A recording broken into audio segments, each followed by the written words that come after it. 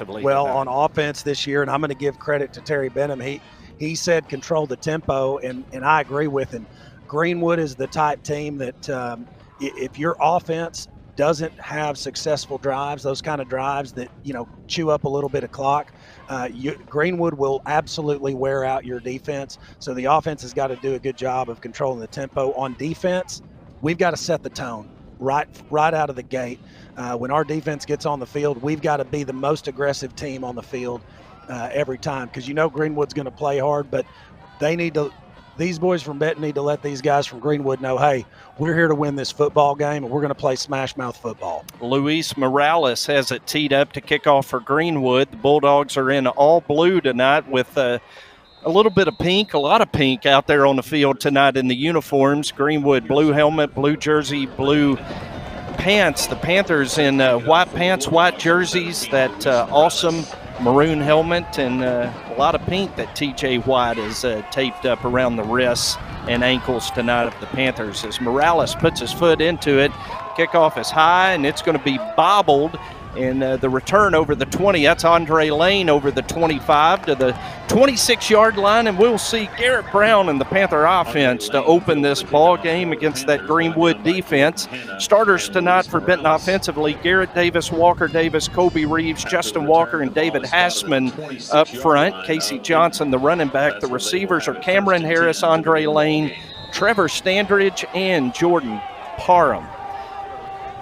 Brown, the 6'1", 190-pound senior quarterback, leads the state in pass yardage with 1,846 yards, but Benton going to run it on first down, and Casey Johnson is going to pick up yardage to the 30.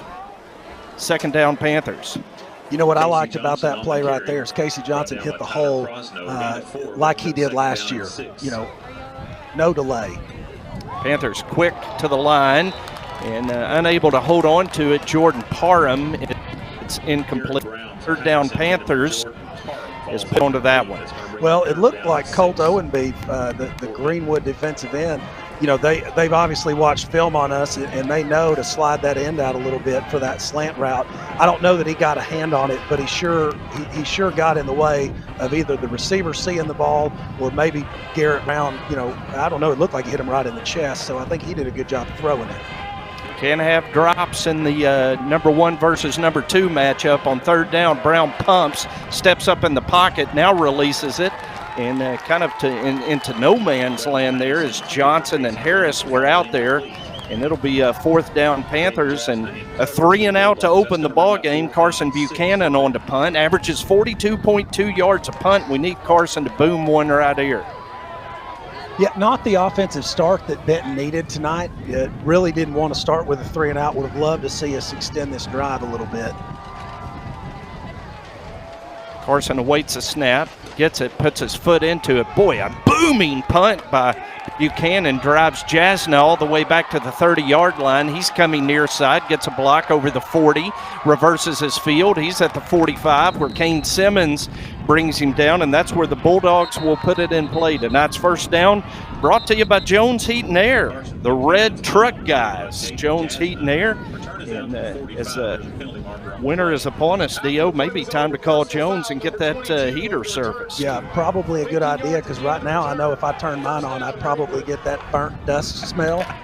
Call Jones and they'll fix that for you. You won't have that burnt dust smell when you crank it up for the first time. I thought I saw a little bit of a block in the back action over there at some point, so I didn't see the flag. It's hard to see the flag when we're not live. When we're in the Everett studio. Yes. So it is a 15-yard penalty, so Greenwood will put it in play for the first time tonight at their own 30-yard line. LD Richmond takes a snap, quick pass out to Peyton Carter, who makes the catch and is hit immediately by Chris Bronson. That's a gain of 4. It'll be 2nd and 6. Man, I love watching Chris Bronson play. He's not the tallest guy, not the biggest guy stature-wise, but, man, he plays like he's 6'2", 200 pounds. Actually give them 5, 2nd down and 5 again. Quick pass, Luke Brewer with the catch this time. It's first down yardage for Greenwood as Kate Smith makes the tackle at the 42-yard line. First down, Bulldogs. Kate Smith on the stop. The Bulldogs hurry to the line of scrimmage. They will go very quick. And again, right back, same play. Brewer makes the catch. He's forced out of bounds at the Greenwood 49-yard line. In there on the tackle, Jackson Drury for the Panthers. Second down and 3. Jackson Drury. They're seeing something they like over there. Maybe it's the depth of the cornerbacks. Richmond looking the other way this time, connects with Jay Strozier, who breaks a couple of tackles, and finally going to be forced out of bounds by Bo Wright in Panther territory all the way down inside the 35-yard line. First down for the Greenwood Bulldogs. 31-yard line. First and 10 for the Bulldogs. Jake Jones on the stop. Well, Jim, this is one of those drives that we expect out of Greenwood, but this is what the defense has got to figure out how to get stopped. First down, Richmond rolls and throws, and Chris Bronson breaks it up. Pass intended for Luke Brewer, and Bronson, Dio, impressing every week at that cornerback spot. Man, he is a lockdown corner. When he breaks on the ball, he is quicker. I've never seen a kid stop and come back forward off a back pedal faster than he does. Second down and 10, Bulldogs at the Benton 31. Quick flare-out pass to Strozier. Strozier's going to be down inside the 25-yard line. Kate Smith gets him down. Strozier was the fourth receiver by stats, and they've gone to him twice here on the opening drive. Not one run play yet. Richmond takes the snap. There's the run play, and it's to Hunter Wilkerson. He's going to have the first down to the Benton 35-yard line. Zach Feenstra on the tackle for the Panthers. Greenwood hurries to the line. They're in the red zone. First down and 10. Fake to Wilkerson. Richmond keeps, and he's going to be down near the 10-yard line. Kate Smith and Jackson Drury on the tackle. Second down and 5. Kate Smith. Well, right when I said something, they start running the ball. Bulldog football at the Panther 10-yard line. They're going to run it again. Just power, keep with Richmond down near the goal line. And they're going to mark it. It's Richmond on a quarterback sweep all the way, and it is first and goal, Bulldogs in the red zone. Down at the Benton 1-yard line, two backs in the backfield. And snap over Richmond's head, and the Panthers tried to get on it as Bo Wright was in there. Jackson Drury was in there. Bo Wright has the football, but the referee is going to say Richmond recovered, and they're going to put it down at the 10-yard line. Yeah, you're not going to wrestle the ball away from Bo Wright, but I think the referee just saw it as immediate possession when he jumped on it on the ground. Well, a Panther penalty and a legal substitution is going to wipe out the wild snap that resulted in a 9-yard Greenwood loss. They'll bring it back and put it at the half-yard line and give Greenwood first down again. Aiden Kennan has checked in for Greenwood at a H-back. They've got trips bunched to the right. They're going to go to Wilkerson, and Wilkerson is going to plunge in from the half-yard line, and Greenwood has drawn first blood. 6-0 Bulldogs. Well, that's what we expect out of a Greenwood team, just that efficiency on offense. And if Benton wants to win this game like we won last year, we're not going to be able to have 3 and outs like we did on that first series. We're going to have to find that same efficiency. 70-yard drive on the opening possession for Greenwood after a Benton 3 and out. Morales on for the extra point, and it is good. Extra point. Greenwood leads Benton 7-0. Each team with a possession each in the ball game. 8:58 remaining in the first quarter. This morning, the Benton Touchdown Club had their weekly breakfast at Riverside. And right now, I guarantee you there's people in line out at Riverside getting Friday catfish. Oh, I don't doubt it one bit. And while the breakfast is phenomenal, I can tell you that last Saturday, I picked up a couple of fillets. Scott, their butcher, the fillets. Oh, let me tell you something. The bacon wrapped? The bacon wrapped fillets. Took them to duck camp, cooked them over an open fire outside. there's not a better cut of meat. No. Anywhere. No. I don't care. No. Hey, if it's breakfast, if it's catfish on Friday, if it's bacon wrap fillets to throw on the grill tomorrow, Riverside is your place. They've sold me. I will not buy another cut of meat other than their filet. I'm with you. I used to be a ribeye guy, but that filet is something special. If you need catering as well, you can call Rick Bellinger and the crew at Riverside at 501-794-0329. Riverside Grocery and Catering. Hard to beat. Morales is going to kick off, and Dio, we need to see the Panthers respond after a 3-and-out to open the ball game. Greenwood leading 7-0. Morales puts his foot into it and drills it down over the head into the end zone, and Benton's going to have to go 80 yards. They are, and it never fails. Greenwood seems to always have a kicker that can put it in the end zone.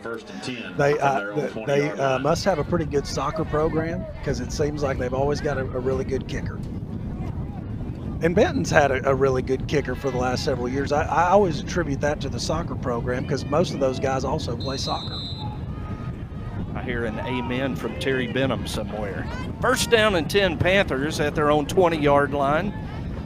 Let's see what Garrett Brown and the offense can generate on their second possession. Brown going to throw, and looks like Benton trying to take a page out of Greenwood's playbook.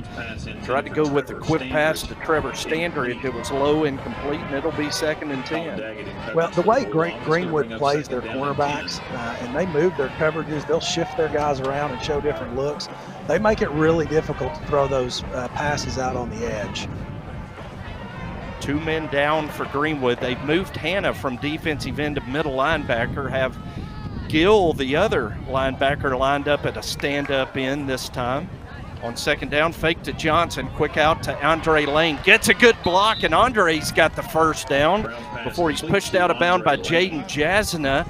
First down of the ball game for the Panthers. Boy, talk about some quality blocking from the receivers this year. We've seen a dramatic improvement with Drew Harris coming in, teaching that blocking. You can tell he just graduated college football. He knows something about blocking at the receiver position. 16 yards on the last catch. Brown going to throw deep this time to the near sideline. Cameron Harris is double covered and could not come up with it. Tony Linehan lets us know 11 plays, 70 yards on that last Greenwood touchdown drive. You know, I don't have a problem. I know Coach Ray knows what he's doing, and he's there at the game, but I'd like to see us put the ball on the ground and try to generate some yards with Casey Johnson a little more. It's a 5-man box for Greenwood. There's Dio getting the call, and there's Casey pushing the pile over the 40-yard line to the 42, and Benton's going to have 3rd down and 4 after a 6-yard gain by Casey Johnson. There you go, 6-yard gain. His first run was a 4-yard gain. Let's keep feeding Casey the rock a little while and soften up that defensive secondary. See what happens here. 3rd down and 4. Again, 2 down linemen, a stand-up end. Box favors a Panther run here. Let's see what Benton does. 3rd down and 4. Going to quick out it to Andre Lane. And the pass a little bit behind Andre. Couldn't come up with it, and it's 4th and 4. And Carson Buchanan's going to come on to punt for the 2nd time in the first quarter. Well, I'm not going to knock the game plan, because we've missed some execution. If we execute, you know, the offensive series is going to look a little bit different. But we've had some success on the ground, but we've only run the ball twice. I'd like to see us have a few more attempts than that on the next series. Carson Buchanan takes a snap, a rugby punt. It's going to hit at the 30, takes a good bend and roll. It's going to be down around the 22-yard line by Abe Rose, and that's where Greenwood will put it in play. When it comes to speed, efficiency, craftsmanship, and customer service, for any glass need, any glass repair, big or small, Allied Glass is unmatched. You can give them a call at 501-778-6244. Since 1967, Allied Glass serving Benton and Saline County, and proud supporters of Benton Panther Athletics. Greenwood hurries to the line, and it's going to be called for a false start. Back them up 5. It'll be 1st and 15. Got a little bit excited there. Greenwood did. Backs them up to the 18-yard line. One backfield, 4 receivers set. Quick pass out, and the catch is made by Strozier, and that time the Benton defense played it very well on the outside, D.O. Going to be a minimal gain of a yard. Yeah, they did a really good job. John Durst came up, took on the blocker really well, and then Bo Wright, and I couldn't tell Patrick Shipp came in to help out. 3 safety look this time for Benton. Is Richmond looking. Richmond going to scramble and keep and slide into second base at the 27-yard line. Simmons and Bo Wright were homed in on him, but we see a little defensive adjustment here with Shipp, Simmons, and Kate Smith on the field. Well, and we talked about that in the break, and you explained to me that we were going to probably see that look, and I'm glad they went to it early here. 3rd down for Greenwood. Richmond going to reverse pivot and throw, and the throw's going to sail out of bounds, incomplete. So the PDC with a 3 and out. We'll see Greenwood punt it away. 4th down and 6 for the Bulldogs. 4th down and 6 for Greenwood. 7:04 remaining in the first quarter. Greenwood leads at 7-0. They will punt it away. Ball at their own 28-yard line. To punt it away for the Bulldogs. Back deep to receive. Well, there's nothing I like seeing better than a Greenwood punt squad. You don't see it very often. No, how many times we looked at that earlier, that they have not punted very many times this year. What, 5 times or 4 times? Well, I don't even have their punter listed on my spotter board here. Looks to be a high, short punt that's going to go out of bounds around midfield. So, Dio, a subtle difference here. Carson Buchanan with 2 booming punts. Greenwood shanks one, and the Panthers have it now at midfield. Well, and the defense did a fantastic job. The change-up Coach Wynn called, they had a good game plan. We talked about the coaches were confident coming into this game with their game plan this week. Tried the regular defense that first series, but obviously throwing the nickel back out there in Patrick Shipp really helped them out on the pass coverage. It's good to see Tristan Hawkins in there on this offensive position. He's been out the last 2 weeks due to injury. Back out there, give it to Casey Johnson running right. Boy, Greenwood was ready for him that time as a helmet came off in the midst of the scrum. Casey's going to have to go to the sideline for a play. Well, that guy wasn't anywhere near Casey. He carried that helmet a ways away. 2nd down and 9 for the Panthers at midfield. After the 1-yard pickup, Brown looks to the sideline, get the play signaled in. Benton with trips to the right, single receiver to the near side. Donovan Pearson in the backfield with Garrett Brown. Fake to Pearson, throw, catch made on the slant. Andre Lane's going to take it over the Greenwood 35-yard line. Great throw, great catch right there. Had a little bit of traffic around him, but way to secure the ball, Andre. Jordan Hanna on the stop. It's Greenwood 3-man front. They're going to give it off to the sophomore. Look at Donovan Pearson go over the 30 down near the 28-yard line. The sophomore's first carry of the night is a good 6-yard run. It'll be 2nd down and 4. Brings up 2nd down and 3. Give him 7, 2nd down and 3.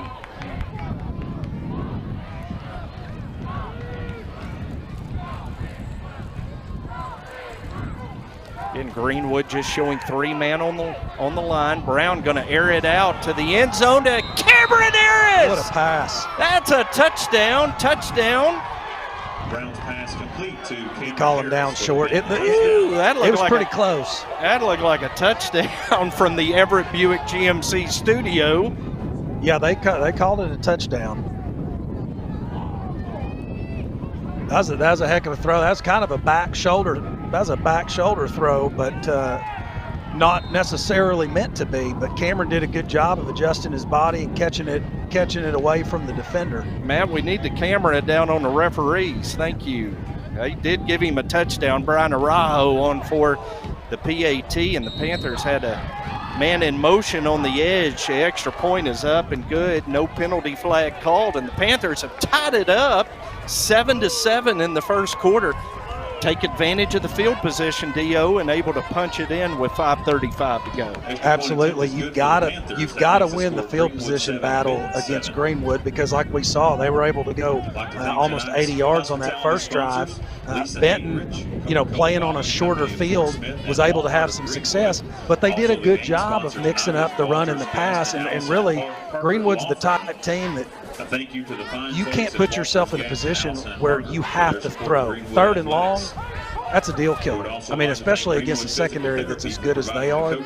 But already, you know, allowing 110 yards, that was, a 40-yard completion? Phil Hicks and Shelter Insurance for providing our 28 tickets this year. Felt like 40 because he was back. He threw it 40 yards, but not from the line of scrimmage. So that's where I'm off a little bit. But passing yards, I think they're going to allow more than 110 yards tonight with Garrett Brown throwing the ball. 7-7 as the Panthers tied up. A big hello to Abigail and Andy Kate Halton, daughters of a former Panther pep stepper and a Panther linebacker. Listening in tonight on 106.7 The Ride as Brian Arajo kicks it off, and it's going to die into the wind. It's picked up by Caden Brown, and Brown's going to return it to the 28-yard line. Cade Smith on the tackle and special teams for the Panthers. And so we'll see what Greenwood does with it now with 5:35 to go in the first quarter. 7-7, Panthers and Bulldogs tied tonight at Smith Robinson Stadium in Greenwood. LD Richmond is a Greenwood quarterback. He's going to hand off to Hunter Wilkerson. Wilkerson running left, and he is going to be, is there any doubt? I mean, that is a patented Kane Simmons tackle, isn't it, Dio? Let me take your ankles out tackle. It doesn't feel good either, I don't think. It doesn't look like it does. Gain to the 33. They go back to Wilkerson. He was hit in the backfield, and Wilkerson running with determination over the 40 to the 41. Gavin Davis makes the tackle for the Panthers, but that'll move the chains. First down, Bulldogs. Well, you got to talk fast when this Greenwood offense is on the field. Not a lot of time for analysis, no. Is there? Empty gun for Richmond from the 41. Quarterback draw. He's going to carry over the 45, midfield into Panther territory. Ryan Simmons make the tackle at the Benton 44, but Greenwood kind of finding a tempo here, Dio. Well, and that's the when you're on offense, tempo is your best friend. Richmond going to flare it out to Strozier. Strozier's over the 40. He's going to be down to the 39-yard line. Chris Bronson tackles him at the 39. Go figure. Chris Bronson in on the tackle. And you notice how hard he was fighting on that block. He was not going to give up that edge. And then he ends up making the tackle on the edge. That's what you want out of your cornerback. Richmond looks right, throws left. Strozier in. Reception, tackle, and he's going to be inside the 30 down to the Benton 29-yard line. Patrick Shipp on the tackle for Benton. We came in not paying attention to Strozier, and he is the focus of their pass attack right now, Dio. Well, and maybe that's why. Maybe they've been saving him for this game. Richmond going to roll out, going to throw. There is the big Luke Brewer making the catch, and Greenwood's going to have it in the red zone as Brewer's inside the Benton 20, and it's another Greenwood first down. Boy, you know, I got it. John Durst did a fantastic job on that play to Strozier because that was not necessarily his man, but he broke off coverage because he saw the open guy. That was a great job. First down give to Wilkerson, and it's a really good tackle by middle linebacker Zach Feemster, the 6', 210-pound senior. Makes a tackle at the 16. Greenwood hurries to the line. They get set. They're going to give it off to Wilkerson running left. He bends it back to the center of the field and is going to be down near the 10-yard line. It's going to bring up second down and about 4. Kane Simmons on the stop. Again, hurry to the line. Give it off to Wilkerson running through the center of the line. He's down near the 5-yard line. Kane Simmons with back-to-back tackles for the Panthers. Kane Simmons again on the stop. Kane's going to have another big night on defense, I think. Third down and short. Richmond's going to leap over the pile, over the 5, down to the 4-yard line. Greenwood's going to have it first and goal for the Bulldogs. Hayden Purdy going to be credited with the tackle. Greenwood hurries to the line. First down and goal at the Benton 3. They give it to Wilkerson. Wilkerson's in the end zone, touchdown. Do you notice how Greenwood likes to pass the ball until they get down into the red zone, and then they're just running it? I think they utilize the spacing when they've got more field to work with to get those underneath routes open. And when the field is compressed in the red zone, they're just going to stick to the run. Easton Irwin will snap. Strozier will hold. Luis Morales kicks through the extra point. Greenwood goes ahead 14-7 with 3:19 to go in the first quarter. Mickey Duval, our buddy who calls Russellville games, said Greenwood goes faster than they ever have tempo-wise.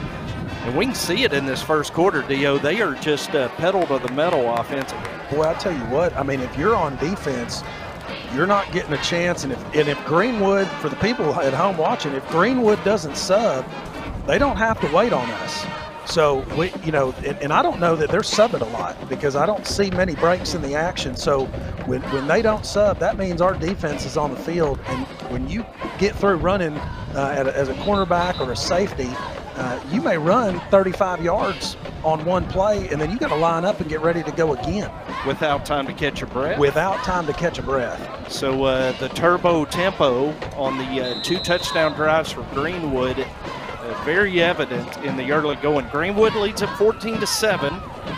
11 plays, 72 yards in 2 minutes, 16 seconds. So we've seen 2 11-play touchdown drives of 70 and 72 yards for Greenwood as Morales puts his foot into it. The kick is going to again go into the end zone, and Benton will have it at their own 20-yard line. First down and 10 for the Panthers. Want to remind you, tomorrow night the city of Benton is hosting the Street of Treats drive-through trunk or treat from 5 to 7:30. Following the trunk or treat fun, Hocus Pocus will be shown on the big screen at the River Center parking lot. It's a great COVID-safe Halloween alternative brought to you by the city of Benton, Baxley, Penfield, Mowdy Realtors, and Merchants and Farmers Bank. First down and 10 for the Panthers. Ball on the Benton 20-yard line following the Greenwood score.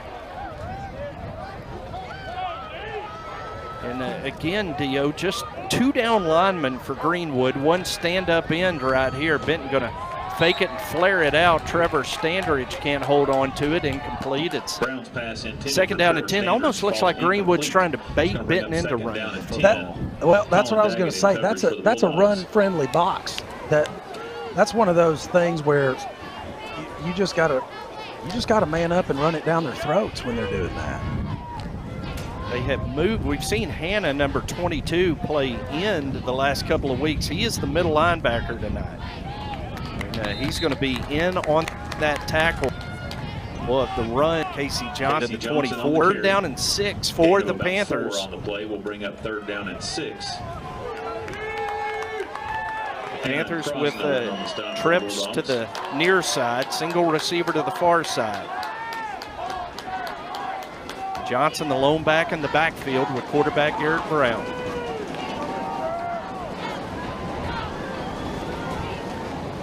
Brown takes the snap. Going to give it off to Casey on 3rd down and 6, and Casey's close to the first down. He jumps up, signals first down. We'll see where they spot it. They're going to spot it back at the 29, a yard shy, and it's 4th down and 1 for the Panthers, and Brad Harris is going to send on the punt team. Yeah, well, you got to play field position football here with the way Carson Buchanan's been punting. Make them drive the whole field again. I mean, Greenwood gave us a run-friendly box that time. They've got number 7. They walked him out, Colin Daggett. They bracketed, double-covered Cameron Harris, really trying to take away the pass on that 3rd and 6. So on 4th and 1, Buchanan to punt it away. And again, a good punt from Carson that's going to hit at the 40, take a bent and roll. And it's going to be downed at the Greenwood 32-yard line by Abe Rose. So 14-7, you don't want to get down 2 scores. You saw the PDC give up 2 long drives, but a 3 and out in there as well. Need another one of those right here, Dio. Yeah, defense and Greenwood adapted somewhat to the defensive formation we had last time. Looks like we're going with the same type setup. Jake Jones goes out and the nickel comes in, and then they're going to run the ball. They're going to run it with Wilkerson. Feemster again, first Panther to make contact. Minute 45 to go in the first quarter. Greenwood leading 14-7. Patrick Ship on the stop. 2nd down and 5. 2nd down and 5 for the Bulldogs. And again, back to the ground with Wilkerson. Mason Simmons Zach Feimster makes the tackle at the 41-yard line. Just shy of the 42. It's going to Third down. and a long one. Yeah, Greenwood has got Hunter Wilkinson on their roster as a sophomore. He's not a sophomore, folks. Feels like he's played for him for about 6 years. As Wilkinson got the carry, reaches the 43. Good tackle, Zach Feimster, calling his name a lot, Dio, here in this first quarter. Well, he's really gotten comfortable in that linebacker position, and he does a really good job of fitting into that gap and stopping the run. You can just tell he's not having to think about it. He's just reacting to it now, and it's really seen some improvement out of him this year. First down, Greenwood. Richmond going for the downs, and he overthrows Caden Brown. Durst in coverage for the Panthers, incomplete. It'll be 2nd and 10. That's the first time we've really seen Greenwood air it out. It's been a lot of short stuff and run. They took a shot right there and overthrew. Yeah, I'd like to see him take more shots and overthrow. Our cornerbacks seem to do a really good job of covering deep, and maybe that's why the underneath has been so open. 2nd down and 10, trips to the right. Now they're going to motion Wilkerson out of the backfield, an empty gun for Richmond. He throws, catch made by big Peyton Carter into Benton territory. That is the very tall, rangy, 6'5", 200-pound senior receiver. And it's a Greenwood first down to the Benton 39. As Greenwood hurries to the line. First quarter about to run out. Richmond drops back, has time, now going to scramble to his right. Panthers in pursuit, and Richmond dives down at the 35-yard line. Gain of 4. Gain is down to the 35-yard line. That's the end of the first quarter. And it'll be 2nd and 6 when we come back for the start of the second quarter. We played one. Greenwood leads Benton 14-7 tonight. This has been Panther Football on 106.7 The Ride and the Benton Football Network. It's Friday, so Panther fans are thinking about our friends over at Riverside Grocery. Everyone knows about their catering that's good as grandma's, but their breakfast and lunch are becoming a Saline County tradition. Deer season's just around the corner, and Riverside's also your headquarters for feed and game processing. So whether you're gassing up or grabbing those essential tailgating supplies, Riverside Grocery has everything you need. Drop by Riverside and start your weekend right. Yes, we've got Bear on the line with a question for Trey. Bear, what's your question? Hey, Randy, this is Bear, first-time listener, long-time caller. I wanted to ask Trey about Sanders Ground Essentials. I know they are real five-star guys wanted by everybody. I heard they have an excellent weed control and fertilization program, and they do customized plans based on annual soil results for all their customers. I just want to know what you guys have heard. I'm going to hang up and listen now. Bear, you should call them at 315-9395 or on the web at sandersground.com. Let's get growing. As we open the second quarter, brought to you tonight by CTS Industrial Services. Greenwood has it 2nd and 6 at the Benton 35-yard line. Richmond is going to keep on the quarterback run, and he's going to be upended by Kane Simmons close to the first down over the 30-yard line. Going to mark him just a bit shy. It's going to be 3rd down and inches. Well, and I noticed he got up a little gingerly after that hit from Kane Simmons, kind of softly leaning on one of his legs. Greenwood 180 yards of total offense in that first quarter. Wilkinson's going to have his feet cut out from underneath him by Kane Simmons. Hunter Goodwin in there on the tackle as well, but it's a first down for Greenwood to the Benton 27. Well, in the Greenwood running back, 6 foot, 194 pounds, big kid, runs hard. I swear he's played against us for 6 years. Richmond rolls to the short side and throws on the run. It's good coverage by Chris Bronson. I believe that one was incomplete. It'll be 2nd and 10. Well, I like to see Greenwood on 2nd and 10, but their offense is so dangerous. And now they are going, I can't remember, which way does the stadium face? Are they going into the north wind? Or is it behind them right now? You know, that's or maybe sideways. That's a good question. It's an empty gun. Richmond going to throw. Strozier makes the catch over the 20 down to the 18-yard line. Kane Simmons and Jackson Drury on the tackle for the Panthers. Jackson Drury on the stop. It's going to be 3rd down and 2. Big play right here. Wilkinson gets the carry and gets the first down to the 15-yard line. Bo Wright's going to make the tackle. That's across the line. The Panthers, Greenwood snapped it 28 times in the first quarter. Wow. And they are controlling the tempo and controlling possession of the football in this one so far as Carter makes the catch. Kate Smith makes the tackle at the 14-yard line. Well, Jim, it starts with our defensive line. Everything is going to be based on the trenches against this team. If our defensive line can't get a little bit of pressure on the quarterback, it's going to be a tough road for the defense. Little jet sweep pitch to Luke Brewer. He's down to the 10-yard line. There's a penalty. Our engineer spotter, Mason Woolbright, said there was a flag. There is, and we've got a false start against Greenwood that'll back them up 5. Hey, I'll take that. Greenwood is one of, I would figure, over the years, I've noticed them to be one of the least penalized teams that we play against.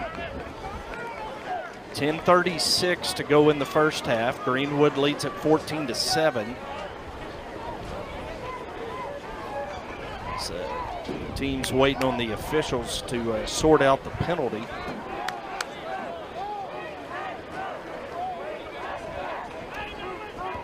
Well, we had a lot of referee discussions in that last game. This game has been relatively referee-free for the most part, so that's a nice change. The tempo's so fast, the referees don't have time to throw a flag.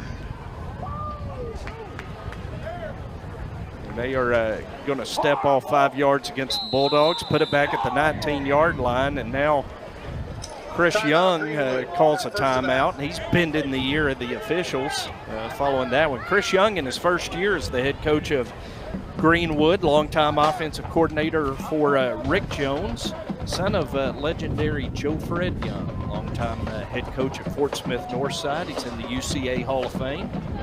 And so, boy, it doesn't look like Greenwood's missed a beat since Rick Jones went up to the University of Missouri. I think everybody got a little bit excited when we heard Rick Jones was leaving. And, the rumors were that the folks in Greenwood weren't necessarily happy with what was going on. I think that Chris Young has proven himself so far. There hasn't been a let-up. I mean, Greenwood is undefeated on the season. They're going into the big 7A schools, and they're beating the dog out of them. This doesn't look much different from a Rick Jones Greenwood.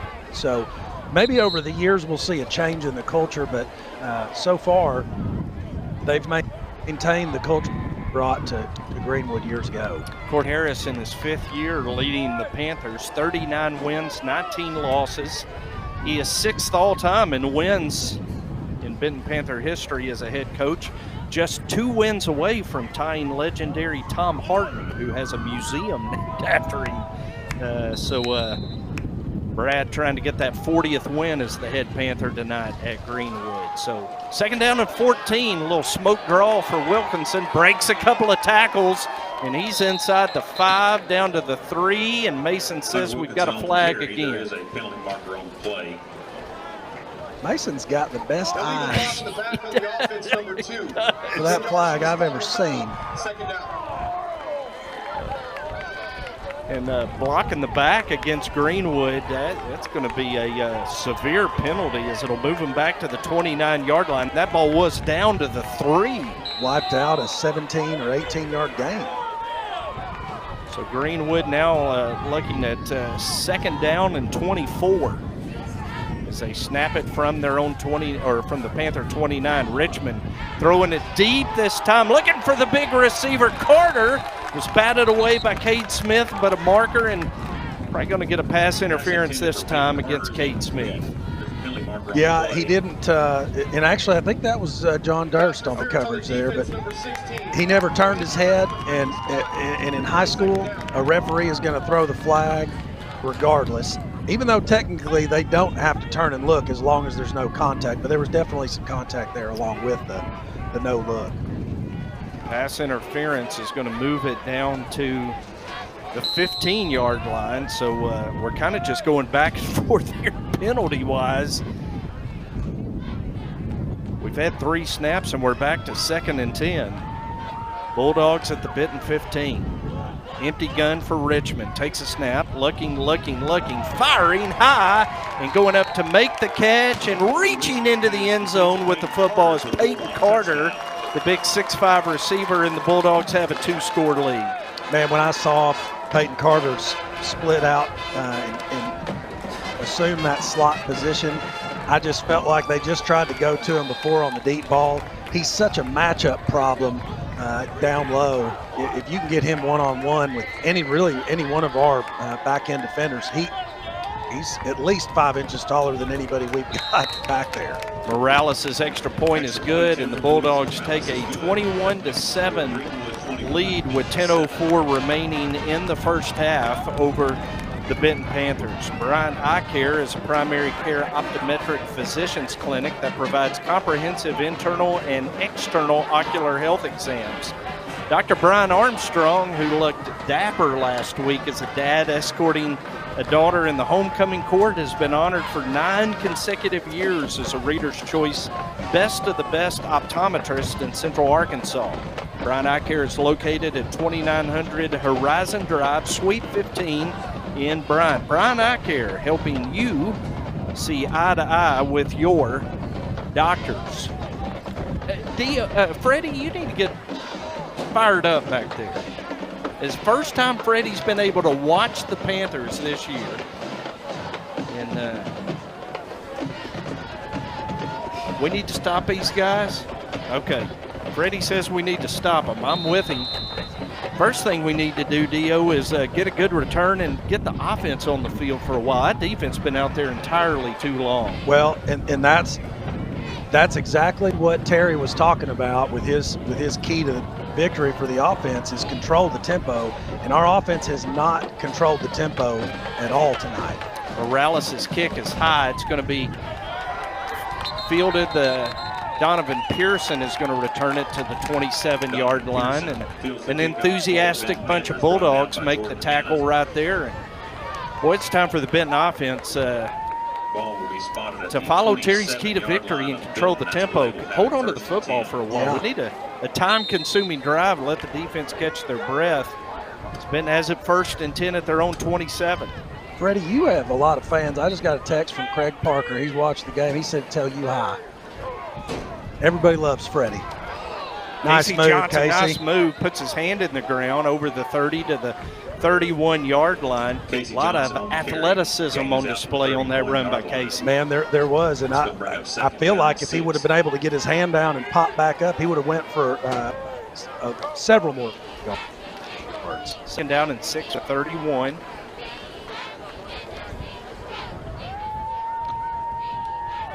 Brown awaits the snap, gets it from Colby Reeves, gives it off to Casey Johnson. Casey running left. He's going to reach the 35-yard line. That's going to leave Benton with 3rd and 2. And Panthers back-to-back run plays, Dio. Hey, I like it, and here's what I like about it is we've got now 3rd and short. Now we've got Greenwood guessing. We can throw it or we can run it from right here. Yeah, look at how deep Jasna's playing off Cam Harris. That's dangerous when you've only got 3 yards to gain. He's just take it and throw it to him on 3rd down. Interesting play as it looked like Brown tried to hand it off. Casey wasn't there, so Brown just flipped it out to Casey, and the strangest of plays results in a 1st down to the 40. That's what you call putting lipstick on a pig right there. That is exactly what that's called. Well, we'll take it because it moved the chains. 1st down and 10, Benton at the 40. 8:46 to go in the 2nd quarter. Greenwood leads at 21-7. Parham, Standridge, and Lane split to the right. Harris to the left. One back in the backfield. Brown fakes to Johnson. He's looking. He steps up in the pocket and throws. And that ball is going to be batted away by Hayden Wells, the safety.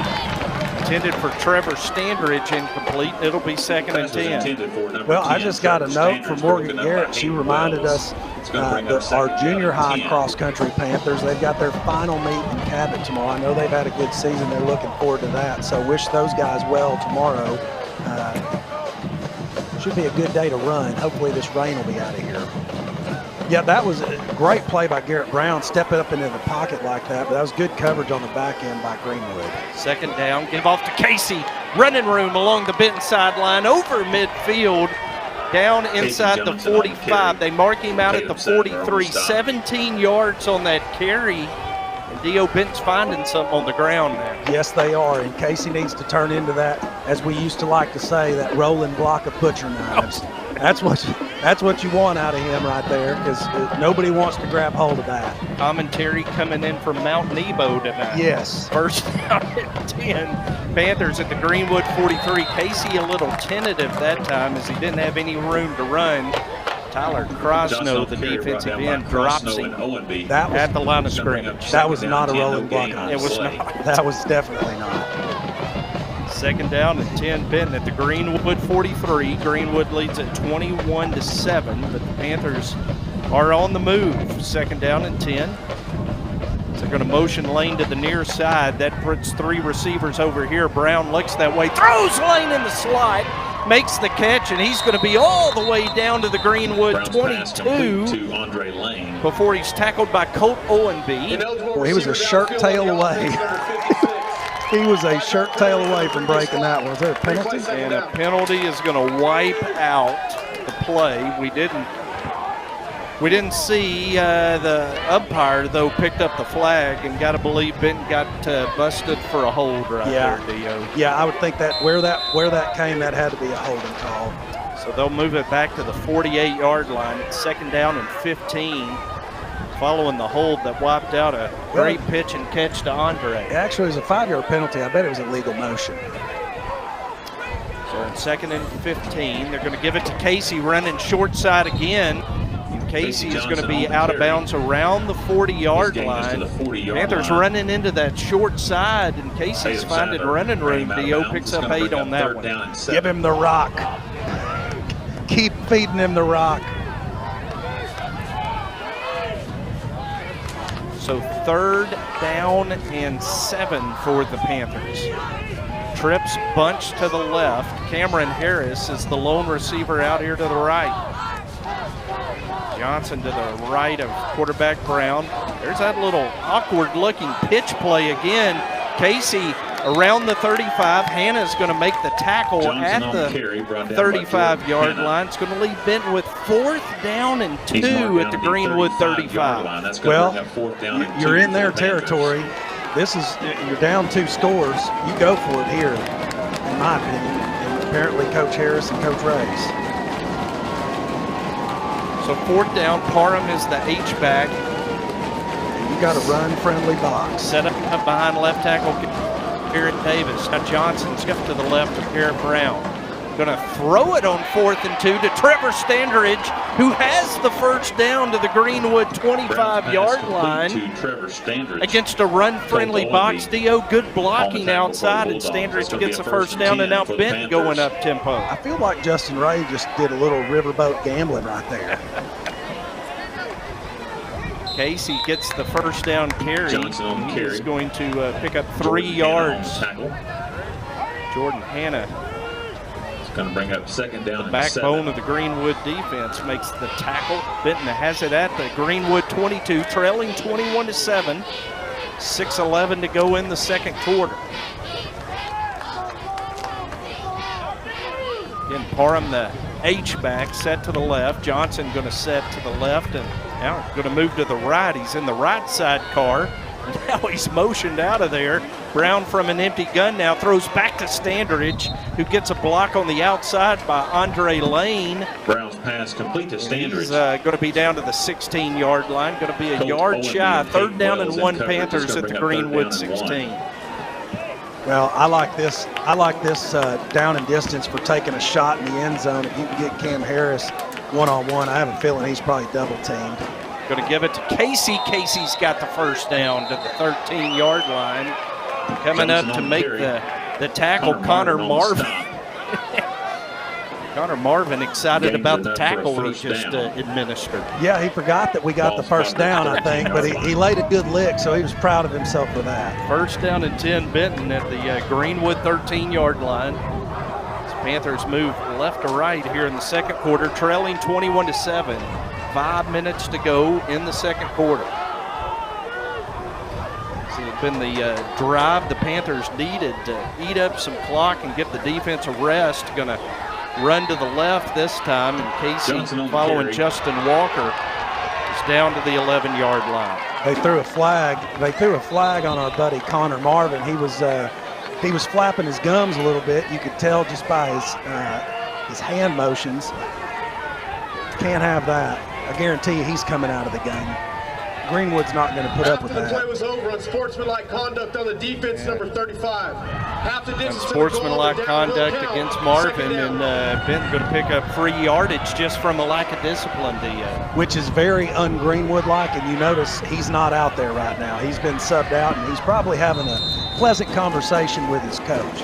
I bet he wishes he was not talking to him right now.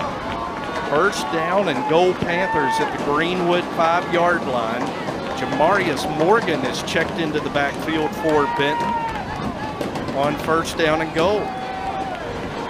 One receiver to the left, 3 receivers to the right. Jamarius gets the carry, and he's going to be down inside the 2-yard line, pushed out of bounds around the 1. On the carry. I'm going to tell you right now, that young man is he's probably got a surge of adrenaline running through him right now. A lot of confidence from Randy Shaw, the running backs coach, to insert Jamarius. Second down and goal at the 1. Casey back in there, gets the carry, and he is stood up right at the goal line and pushed back. It is going to be inches away, third down, and inches for the Panthers. Well, last week we had the ball on the 3-yard line. We threw the ball 4 times in a row. I like the plan here.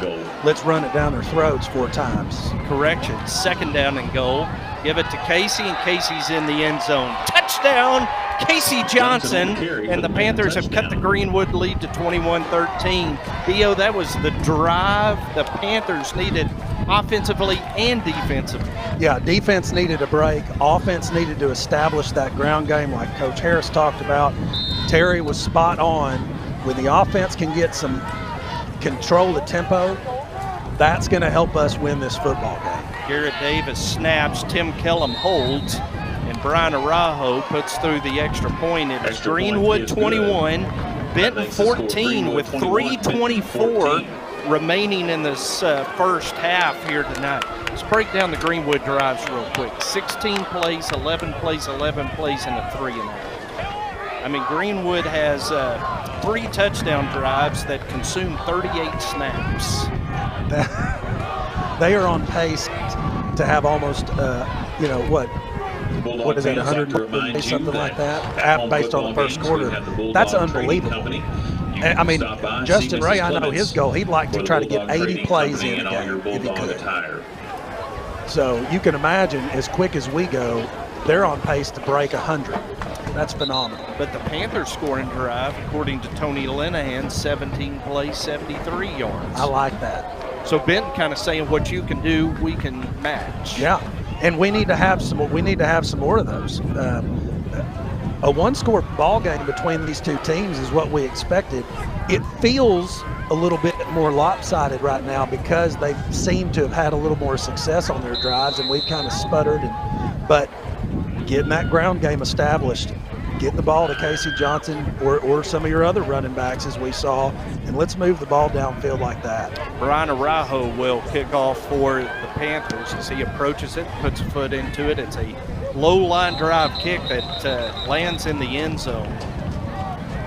Greenwood, we're not there, but we feel like the wind is moving left to right across that football field the way the kickoffs from that end are consistently reaching the end zone. We need a camera shot of a flag so we can see which direction the wind's going. Matt Johnson will get that for us, but you know what we need more than that is a turnover. There you go. Well, that's the lone flag. I need to see it in reference to the rest of the field there, but so we can tell the wind is blowing. And first down, LD Richmond is going to keep and pick up 12 yards before Cade Smith tackles him, and Greenwood hurries to the line of scrimmage. Cade with 7 tackles in this first half for the PDC. Greenwood going to throw it out quickly to Strozier. Good job by Patrick Shipp, a sophomore, nickelback in there tonight, coming up, making the tackle at the 36. It'll be 2nd and 6. You know, LD Richmond on the year, only 176 yards rushing over 7 games. Hasn't really done a lot on the ground. I mean, most of the games he's barely broke 50 yards one time, but tonight I'd be curious to see what his rushing yardage was so far, as he's carried the ball an awful lot against our defense. That's been the curveball from the Greenwood offense, as Aiden Kennan, the sophomore wide receiver, drops a pass.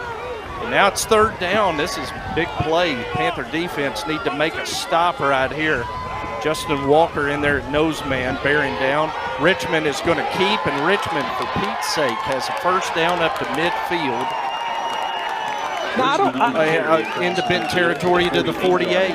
Listen, I mean, the quarterback, he doesn't look like he's super spry on his feet. I mean, I think Barbara Bush can run faster than him, but yet he's still getting yards on our defense. 1st down, they flip it out to Caden Brown, and he can't hold on to it.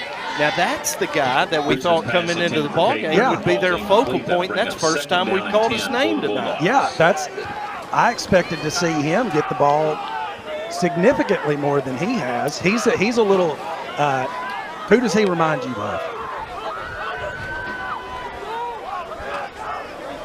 Rowdy. Gavin Wells. He's just that same size, and in some of the film I watched, he's got moves like that. Well, now Wilkinson's got moves into the Benton 2nd level and beyond for a touchdown. Wow.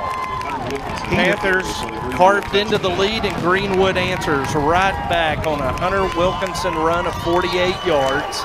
And it is 27-14 Bulldogs with 2:20 remaining in the half. That's the one thing we can't afford, is for them to get their ground game going. I would rather see them try to do the dink and dunk on the outside edges than be able to run it straight up the middle. But they're getting some really good separation with their offensive line and creating some really big running lanes. Morales on for the extra point. It's up, it's good, and Greenwood leads it 28-14 with 2:20 remaining in tonight's 1st half. This has been Panther football on 106.7 The Ride, the home of Benton Panther football, the home of Arkansas State Red Wolf football, and the home of Kramer in the Morning, commercial-free country at 10, 2, and 4 on 106.7 The Ride. Again, congratulations to Coach Shoup and the Lady Panthers, who won the 5A Central Conference Tournament Championship yesterday with a 3-0 sweep of Little Rock Christian. That wins within a month over Lincoln. As Coach Shoup said, it's hard to beat a team 3 times in a season, much less 3 times in a month. And that's what the Lady Panthers did to the Lady Warriors. And now the Lady Panthers will open 5A state tournament play on Tuesday morning at 9 a.m. at HB Stewart Arena in Greenwood against the Nettleton Lady Raiders. Good luck and go Lady Panthers. I'd like to get a live stream of that. I would love to be able to watch our girls play in the state tournament, because they've had such a good season, and I don't know that many people have really gotten to see them in action. Well, I think NFH Network. Will it be televised? You can watch a stream on fantastic. NFHS Network. As Morales' kickoff into the wind is going to be fielded by Andre Lane at the 15. Andre going to return it to the 30. Kind of a return. Very patient return. Followed his blockers, picked his way through there. Nifty little run. Right on cue. 1st down and 10. Now, we've seen Benton with a 70-yard touchdown drive on their last possession, Dio. Plenty of time left for the Benton offense. 2:20 remaining, 28-14, and Benton's going to have it 1st and 10 at their own 30. But we don't need to rush and make stupid plays. We need to execute our offense. 2 minutes is an eternity. An empty gun pass from Brown to Lane, and Lane is going to be forced out of bound by Jasna at the 43-yard line. A gain of 13, and that'll move the chains and stop the clock. Well, and I know Andre has been battling that ankle issue, but this game tonight, he has really shown up and come in extremely handy as he's caught the ball well and after the catch made some really great plays. First down and 10 Panthers. They bring Lane in motion to the near side. Brown looking that way, throwing Standridge open in the middle of the defensive zone, and it's all the way down to the 32-yard line. Boy, Trevor just sat down in that zone, Dio, wide open. And it looks like Greenwood maybe settling into a little bit more of almost like a prevent look on that play, really leaving some wide open gaps. First down and 10. Throw out to Cameron Harris, who picks his way to the 30-yard line. Jaden Jasna pass complete to Cameron makes Harris. The tackle for Jaden Greenwood. On the tackle. That's a gain of just 2, second down and 8. Second down and 7. Clock down near a minute and a half remaining in the first half. Greenwood leads at 28-14. Benton on the march at the Bulldog 30. Fake to Johnson. Brown drops back. Brown throws deep, and he overthrows Andre Lane, incomplete, and it'll be third down. Well, Andre looked to be wide open. Ball just sailed a little bit on Garrett with the wind at his back. Well, it must have, because when the Greenwood kicker kicks into the wind, that ball just balloons. Yeah. Third down and 7. But that throw did not balloon whatsoever. Minute 13 to go. Benton with third down and 7 at the Bulldog 30. Brown receiving the play signaled in for the sideline. Has Johnson. Now he's going to motion Casey out of the backfield. Empty gun, 4 receivers to the right. Pumps, now throws, sets up the screen to Standridge, and Greenwood had that one snuffed out as Trevor's going to pick up just a yard. It's 4th and 6, and a flag dropped at the end of the play. Well, Greenwood is so good at sniffing out those screen plays and putting a stop to them. Curious to see what this flag is for. After the play was over, personal foul, offense, number 9 for unnecessary roughness. 15-yard Casey penalty. Johnson Down will count. penalized for a after the play personal foul. And boy, I mean, if you were thinking field goal with the wind at your back, now, Dio, you're all the way back at the 44-yard line. It's 4th down because it was a dead ball after the play. 4th down and 22, Benton from the Greenwood 44. Brad Harris leaves the offense on the field. And now it appears as if Benton's going to quick kick it. That's exactly what happens as Garrett Brown takes a shotgun snap and punts it, and it's going to go out of bounds around the 15-yard line. So Greenwood will have it after an unfortunate end to what was a good drive. It looked like Benton was going to go down and cut the lead to 1 score, perhaps at the end of the first half, and a 15-yard personal foul punted away. Has it at their own 17-yard line. 48 seconds to go in the half. And we'll see if Greenwood's content with a 28-14 lead. It appears as if they're going to take a knee, and that's exactly what happens as Richmond takes the snap and goes to a knee. Greenwood should have to snap it one more time.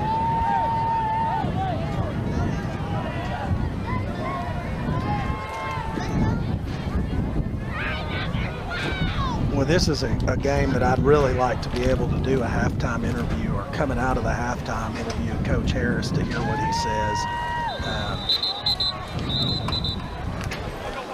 As they were going to take a knee, we're going to get a false start against Greenwood.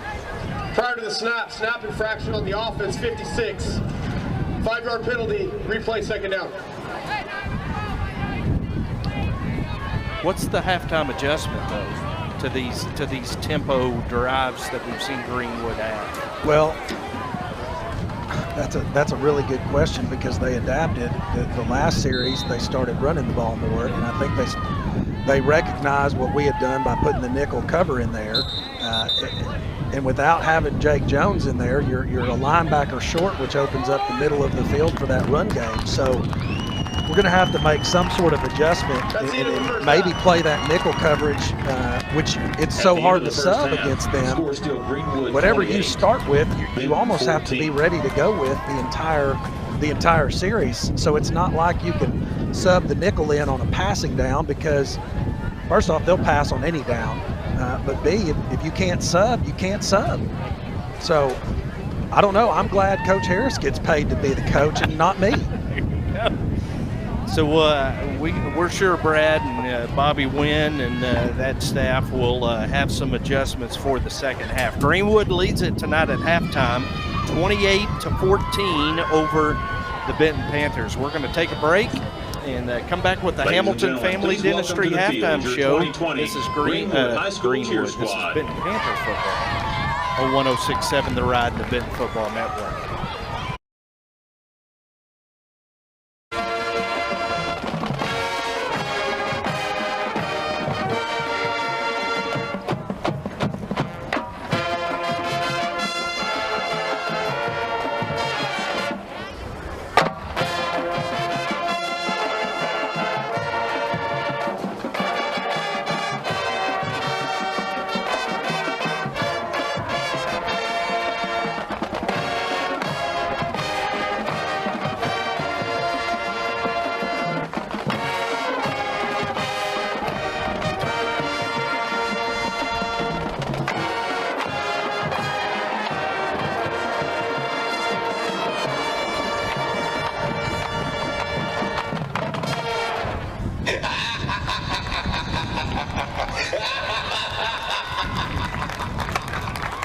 The band members and staff of the Greenwood Band wish to thank the Sloans, the Mulvihills, Dusty Carter, and the Lentz families for sponsoring tonight's performance with a pregame meal for the GHS band students. And a big thank you for the support of band parents and the Greenwood community and the Greenwood School District.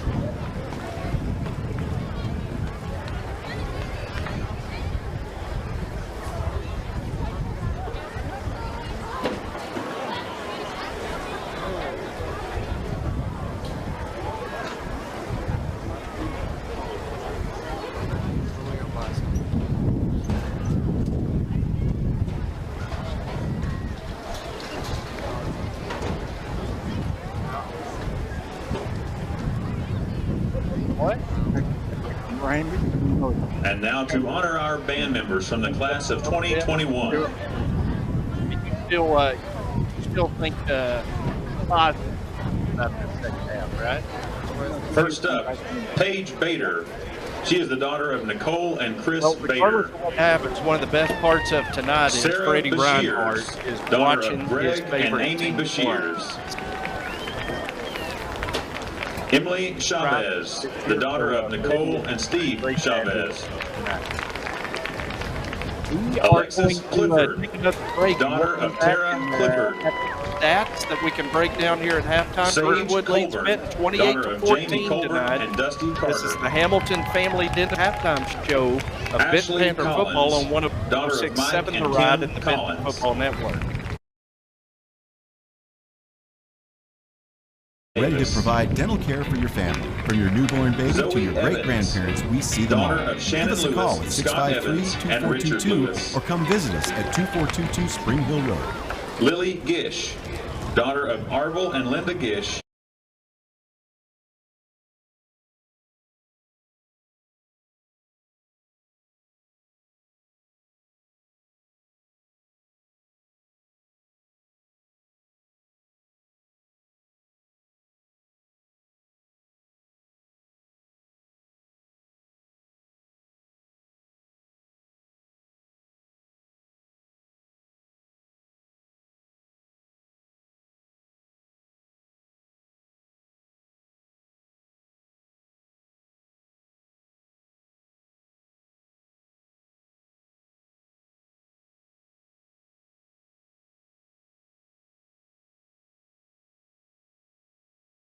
Hi, I'm Susie Everett, inviting you to come see us at Everett Buick GMC and discover the Jason Everett McGaw, difference. But son what of is Jason that and Diane difference? McGaw. It's outstanding customer service, the largest Buick Matthew GMC Mora, inventory in son of Arkansas, Jessica a Brown. state-of-the-art facility, and an outstanding team of professionals who put Panis, your needs first. son of From Amy sales to Panis. service to financing, the difference shows in everything we do Ross, every day. daughter of Come see Stephen us at and Everett Jennifer Buick Ross. GMC, I-30 at the Alcoa exit.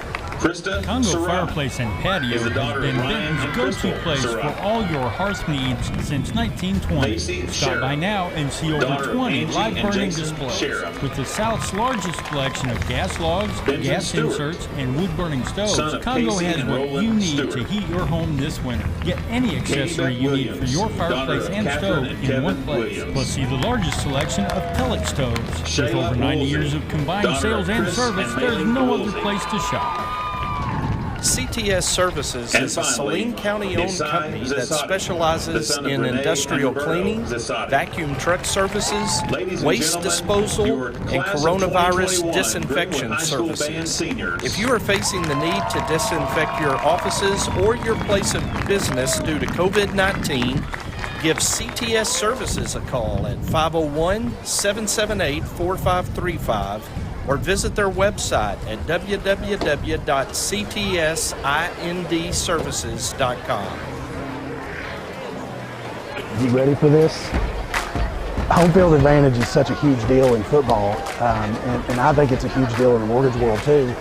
That's why we're a local company. We have in-house processing and underwriting, and that enables me to make sure that my customers have a great experience from kickoff to the closing table.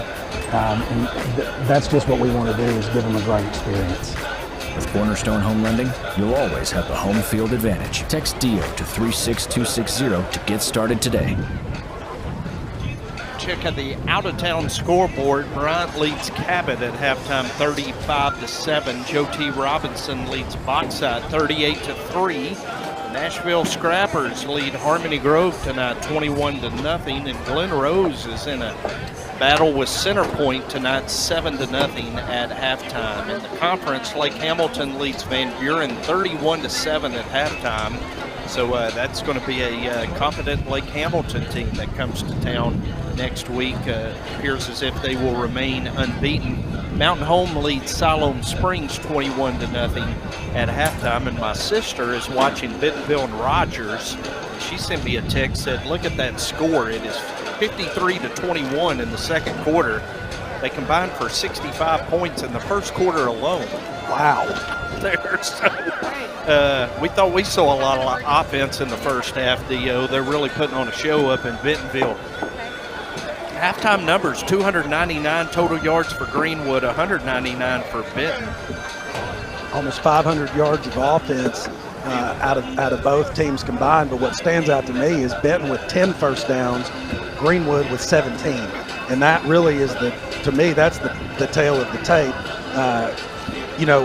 Passing yardage-wise, Garrett Brown throwing for 117 yards so far, already beating Greenwood's defensive average for holding teams to 110, which is pretty impressive. But, man, 100 yards, outgaining us by 100 yards, that does surprise me a little bit in the first half. I wouldn't have expected that.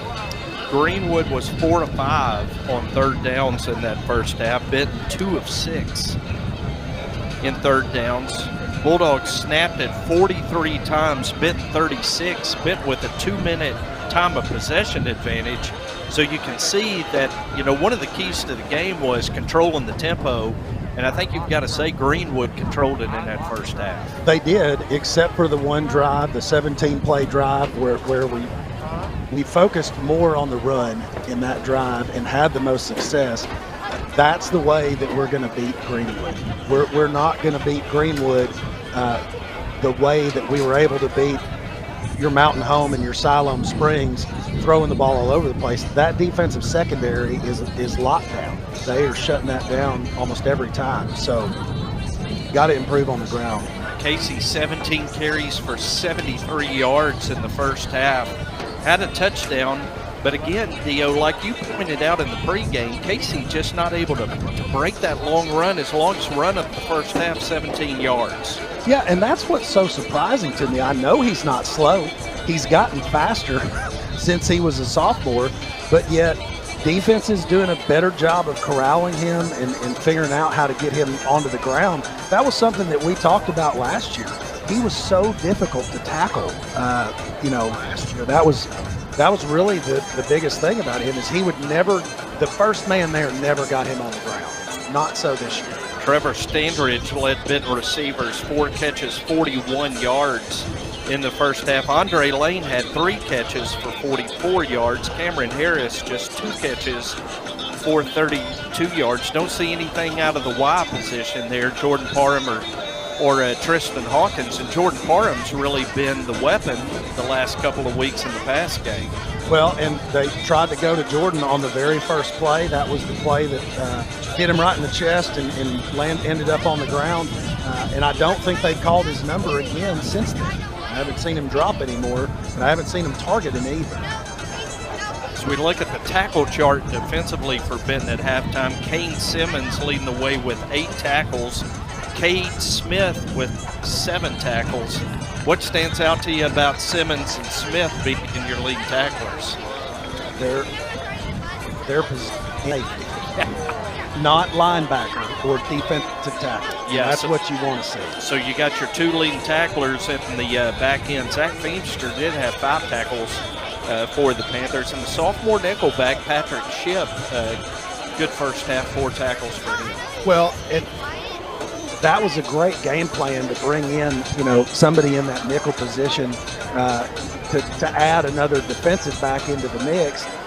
And you can see it working there with Patrick Shipp getting those extra tackles.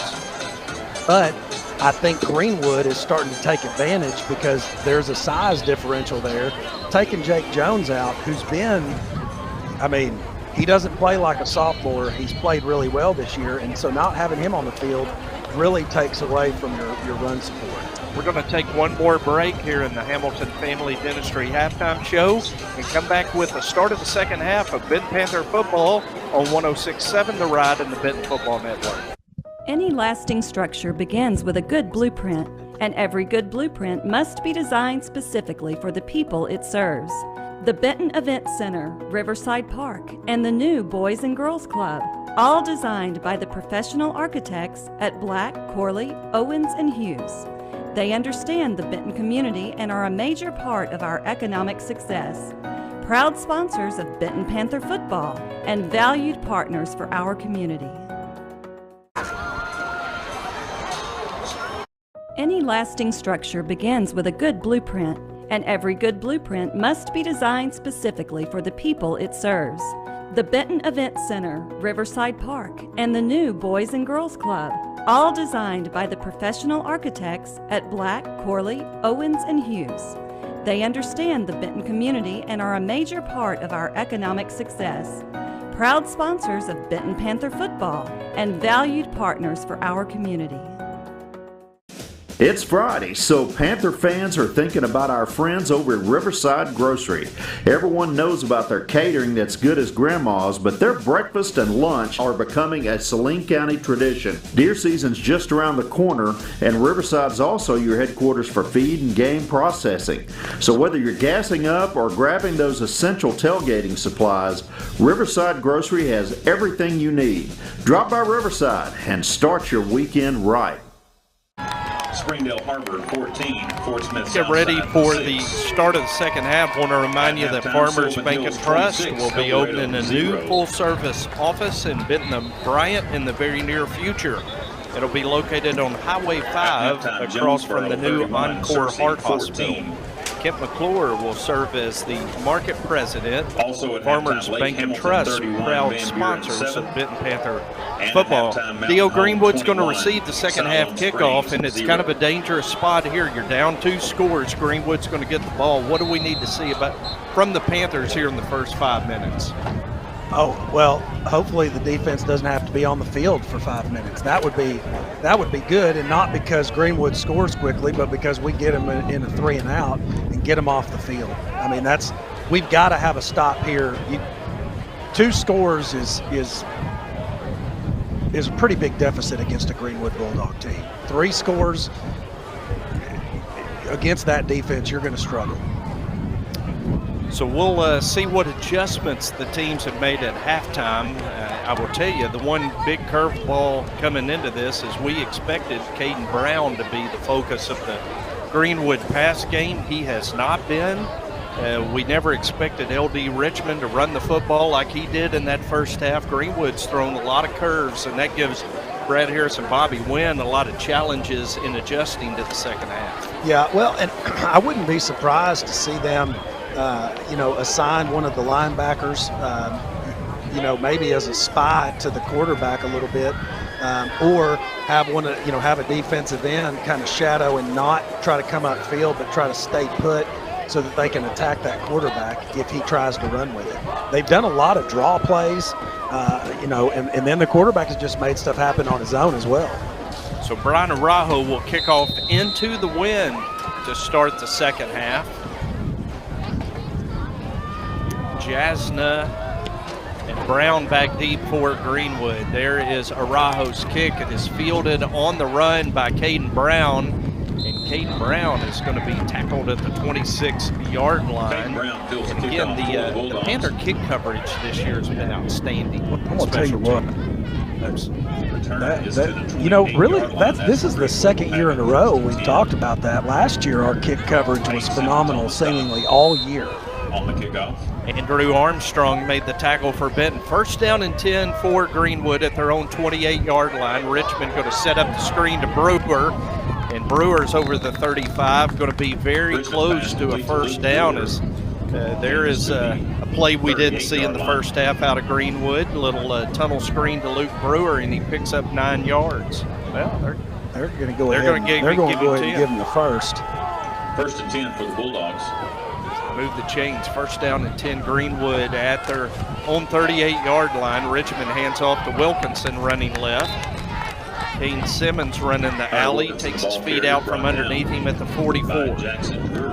I'm going to tell you what, if you're not paying attention, you don't even see Kane come in. You just see the running back's head just dip down below everybody. Second down, Richmond is going to keep running left, gets a block from Wilkerson. And Richmond's going to have the first down to midfield. Ball came free, but the linesman said he was down. That'll be a first down for Greenwood at midfield. Wilkinson, the ball carrier. I'm surprised that they're utilizing him in a direct run situation like that. They hurry to the line of scrimmage, back to the ground with Wilkinson coming near side, and he's going to pick up 10. And boy, they're just getting them in chunks right now, Dio, as Jackson Drury makes a tackle. Going to bring up second down. Yeah, and I don't have a problem with Jackson Drury making the tackle because he does play that bandit position, but I'd like to see him making it at the line of scrimmage. Again, they hurry to the line, run to the short side. Wilkinson running hard down to the 30-yard line. Patrick Ship to the 30. Is in on the tackle, along with Hayden Purdy. That's somebody's name we haven't called out. We haven't really called any of our defensive linemen out. That Greenwood offensive line is doing a really good job of taking those guys out of the ballgame. Walker, Purdy, and Simmons up front for Benton on this play. There's Purdy coming in there. They tried to run that kind of buck sweep to the short side, and Hayden came down the line from his nose man spot, made the tackle. Well, I'm going to tell you right now, on the stop. Hayden Purdy took him down about like he would take down a brunch muffin.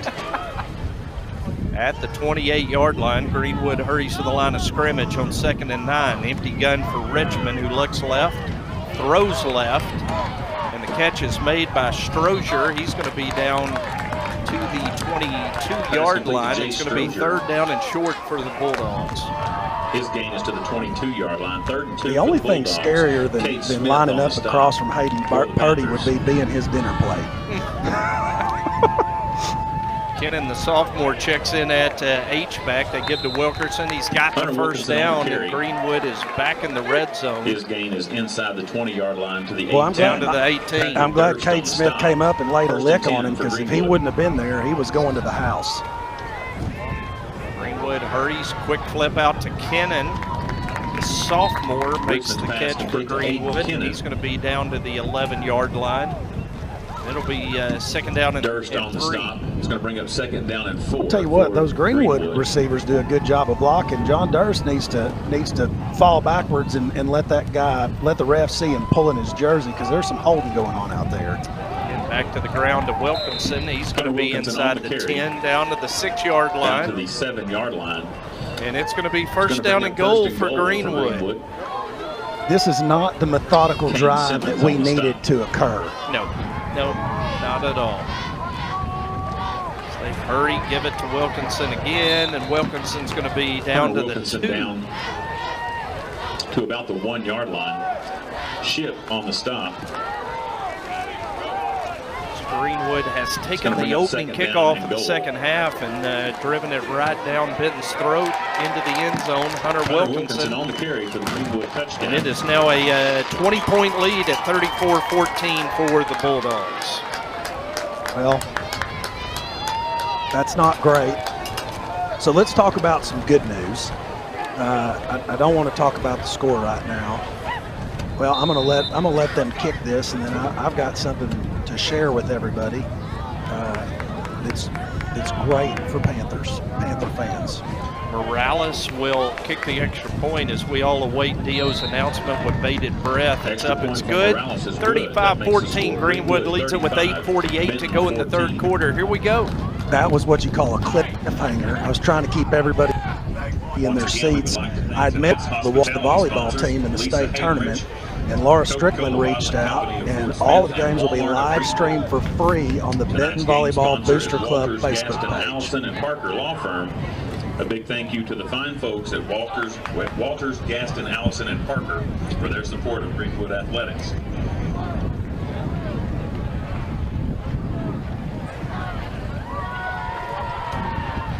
Well, 35-14. Jim, what do we do here? Well, we recognize Kyle Sanders in Sanders Ground Essentials as they support Benton Panther football, sponsors of the third quarter. If you want to make your yard great again and leave your neighbors green with envy, Kyle and Kent are your guys, former Panthers and brothers. And their motto is, let's get growing.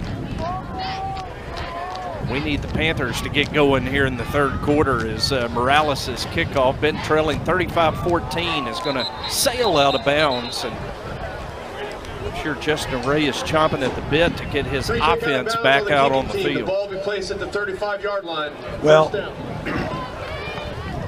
I hope that we don't feel pressured to throw the ball all over the place, and we stick to the offensive formula that worked on the last drive. Keep the ball on the ground when you can. Throw it when it's a good opportunity to. But, well, and here we come with an empty backfield. So we're not running this time unless we send somebody in motion and pitch it to him. An empty gun for Brown, stands at the 30, receives a snap and throws it to Cameron Harris, who makes a man miss. Cam's running right into the teeth of the defense. He's going to pick up 9 yards, but Cam, rather than bouncing that one outside, just ran it right back to the center of the field. It is a good 9-yard gain, 2nd down and 1 for the Panthers. Empty gun again as Benton hurries to the line, down 3 scores, going quick. Brown looking left, throwing left. Cam Harris at the Greenwood 40, at the Greenwood 30, at the Greenwood 20, down inside the 10 to the 8-yard line. There's the big play Benton's offense has been looking for. It's 1st and goal, Benton at the Greenwood 9. So I'm going to shut up now because I obviously don't know what I'm talking about. Coach Ray, that's why he gets paid to call the plays, and I don't. Freddie with the loud laughter in the background. Give to Casey Johnson. Big Justin Walker blocking outside. Casey's down near the pylon. They're going to mark him out inside the 1. It'll be 2nd down and goal, Benton, inside the 1-yard line. Well, I'm going to tell you, Tatum Sadler made the tackle and saved the touchdown, but he's gonna be thinking about Casey Johnson tonight in his dreams because he took a lick from Casey. 2nd down and goal. Give off to Casey. Touchdown Benton as he runs behind senior center Kobe Reeves into the end zone.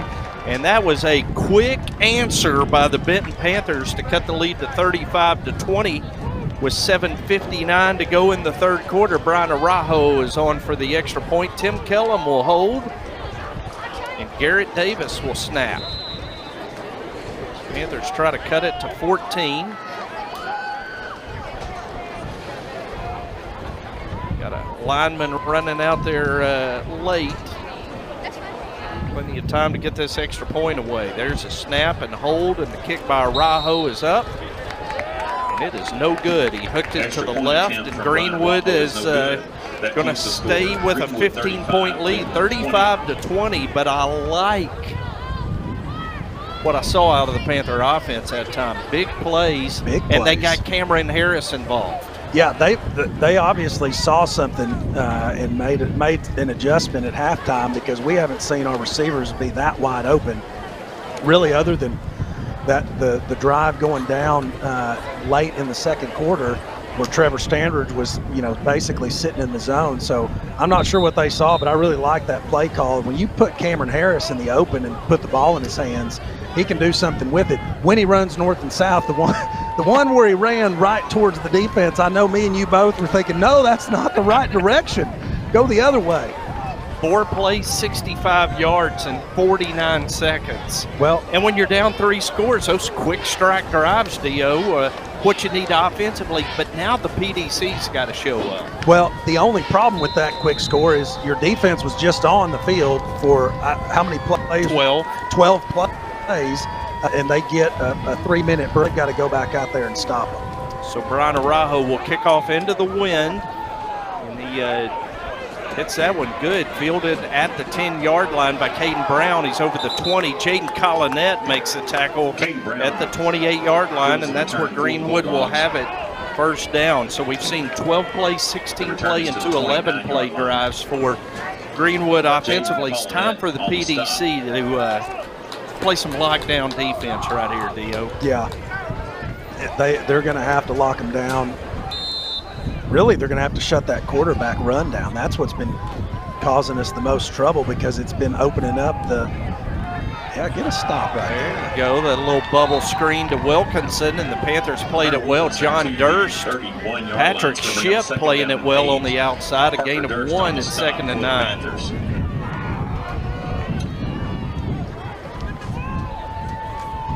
Greenwood going to go back to the ground. Richmond on the keep. Panthers trying to strip the football away. And Richmond is going to be to the 35-yard line. It's going to be 3rd down and 4 for the Bulldogs. I think the reason that they're running the quarterback is because that gives them a +1 in the box with Jake Jones out and our nickel in. We're lacking that linebacker in the middle. Hold Kane Simmons, or Jackson Drury, Richmond kept. And there's Jake Jones on the tackle. There you go, Dio. Jake Jones tackles him short of the first down. It's going to be 4th and inches for Greenwood. So who's out? Oh, it's Zach Feimster must be out, so they must be rotating those guys. Wow, 4th down and 1. Greenwood going to go for it on their own end, and now a whistle. And Chris Young calls timeout. Maybe he's going to rethink this. Leading 15. It's 4th down and 1. Greenwood at their own 38-yard line. Wind at their back, Dio. What do you do here if you're the coach? Well, if I'm up 15 and my defense has had some success against the Benton offense, I'm punting it. I'm going to try to pin Benton deep, thinking I'm probably going to end up with better field position if my defense can hold firm. CTS Services is a Saline County-owned company that specializes in industrial cleaning, vacuum truck services, waste disposal, and coronavirus disinfection services. If your business, meeting area, or church facility is facing the need to disinfect during the COVID pandemic, give Chad Slaughter and his team at CTS Services a call at 501-778-4535 or visit their website at ctsinDservices.com. The Benton defense comes out on the field after a visit with Bobby Wynn and Brad Harris and Blake Dorsey. Greenwood leaving the offense on the field, 4th and 1 at their own 38-yard line. 6:22 to go in the 3rd quarter. Try to get Benton to jump. Panthers show discipline. And now they're going to go for it. Snap to Richmond. He's just going to keep running left and gets the first down to the 43-yard line. That'll move the chains. First down, Bulldogs. Jake Jones on the stop for the Panthers. First down, Greenwood at the 43. They leave it on the ground with Wilkinson near side. He's over midfield into Benton territory. On the carry, across midfield for Patrick Shipp can bring him down at the Benton 49. On the stop.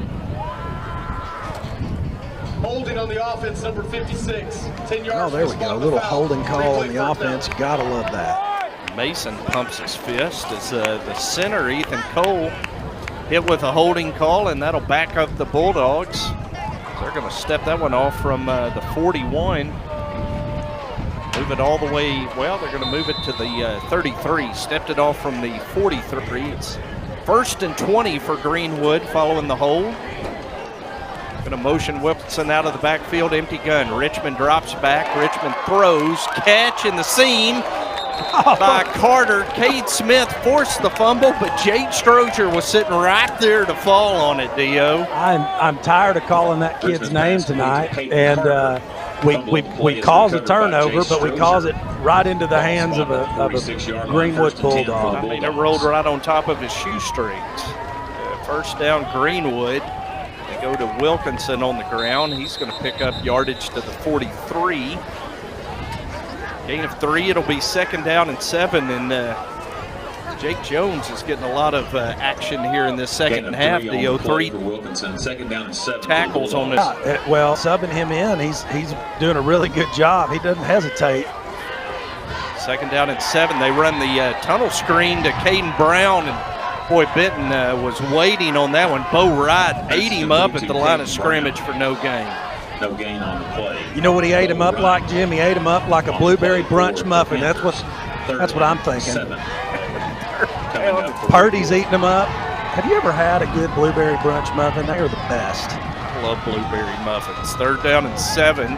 Greenwood's Richmond drops back and throws into traffic, and that one almost picked off by Jackson Drury, incomplete, and Strozier has taken his helmet off. He took a lick. He took a shot. I believe he got the wind knocked out of him.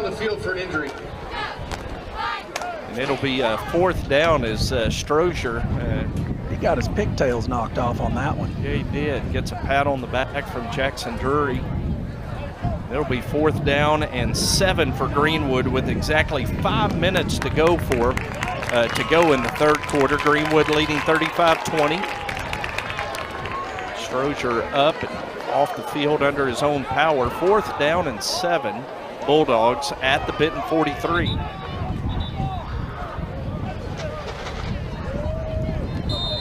Yeah, they're going to go for it. And if I'm on defense, I'm watching number 88. That's who I'm trying to double cover right there. Empty gun for Richmond. Takes a snap. Drops back. Looking right. Throwing right. To Brewer, incomplete as Cade Smith in coverage for the Panthers. Brewer separated from the football, and there is a PDC stop, Dio. That's the PDC stop that we needed. Now that we've got a 2-score ball game, let's go ahead and get it to a 1-score ball game. Let's see that same offensive performance, but hey, this time, let's take our time if we can. Let's give our defense a little bit of a breather, and let's try to wear some of these Greenwood guys out a little bit. 4:53 to go in the 3rd quarter. Empty gun for Benton. We've seen that exclusively outside of the red zone in the second half here, the Justin Ray halftime adjustment. Empty gun. Brown muffs the snap, collects, throws, and he throws wide of Andre Lane. That could have been disastrous, but the senior quarterback showing composure there to pick up the errant snap and almost completed it to Andre Lane. 2nd down and 10. Panthers with it at the 43. Johnson in the backfield now with Brown, who looks to the sideline. This play is signaled in. 2 receivers to the left, 1 to the right. Brown throws. Andre Lane in the center of the field makes the catch and picks up the 1st down to the Greenwood 45. Andre playing clutch tonight, really showing up. For the Panthers.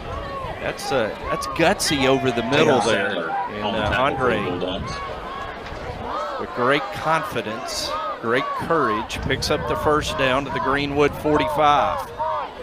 Going to run Johnson to the short side of the field. Cuts back over the 40, 35. Casey gets 12 yards. Down to the Greenwood 33, and it's 1st down Benton. Really liking that run to the short side of the field. Casey doing a great job of getting north and south once he gets to the edge. But credit the offensive line and the receiver out there for sealing off that edge. 1st down Benton at the 33. There's the delay handoff to Casey. And Casey is going to be almost decapitated by Jordan Hanna at the 28-yard line. That's the play Casey really hit them big on last year. You remember that, Dio? Well, they were so aggressive at coming upfield.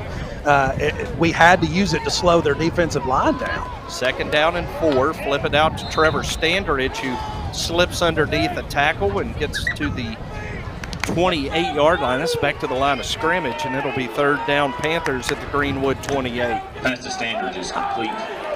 Where's that? Where are those plays where we were getting Cam wide open on the last drive? We need one of those right here. They've got Jaden Jasna playing bump and run coverage on Cam here on the near side of the field. Trip receivers to the right, Cam the lone receiver to the left. Johnson in the backfield. On 3rd down, Casey gets the carry, and Casey is going to have the first down. He is going to have the first down. Needed 4. Game is to the 23-yard line. First down, Benton. Does he look like he's? You remember last year? Stop for the Bulldogs. He would come downhill so fast when he got the ball. He would be 5 yards downfield before anybody knew he got the ball. It just seems like the play is developing a little slower this year, especially on the run game. Sometimes it's not like that. I'm wondering if that's kind of a read issue or what.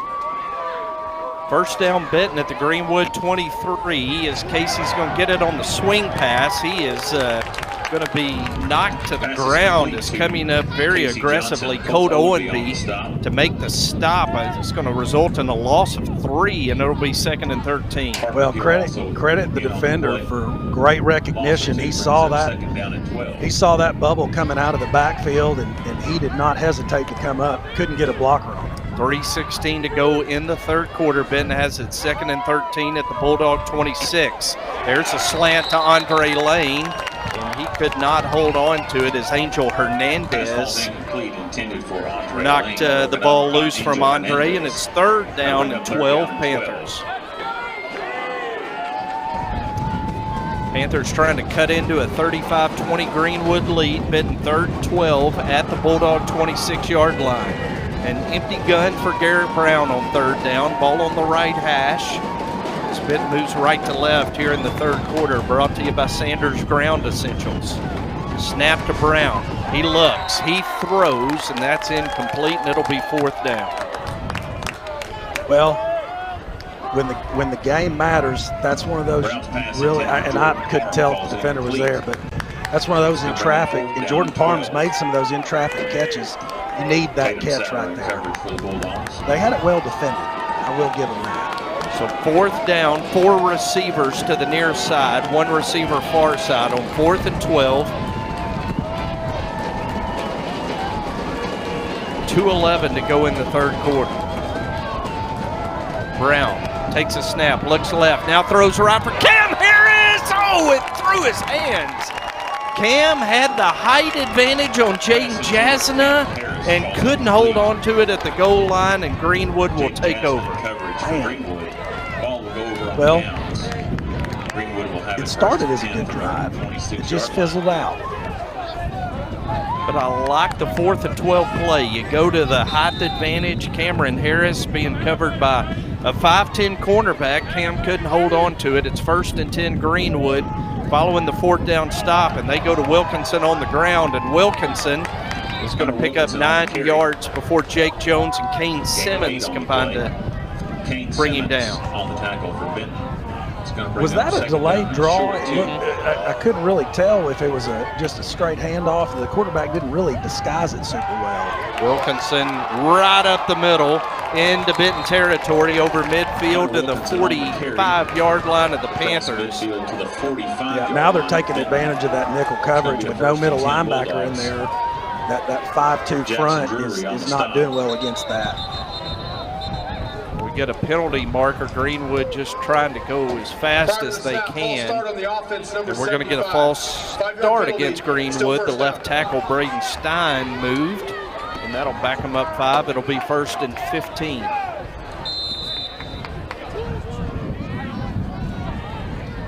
Minute 34 to go in the 3rd quarter. 35-20, Greenwood with the lead in the football right at midfield. 5 receiver set for LD Richmond, who takes the snap, drops back, quick pass, and he overthrows Wilkinson, and it'll be second down and 15. So he just sailed that one over his head of his intended receiver.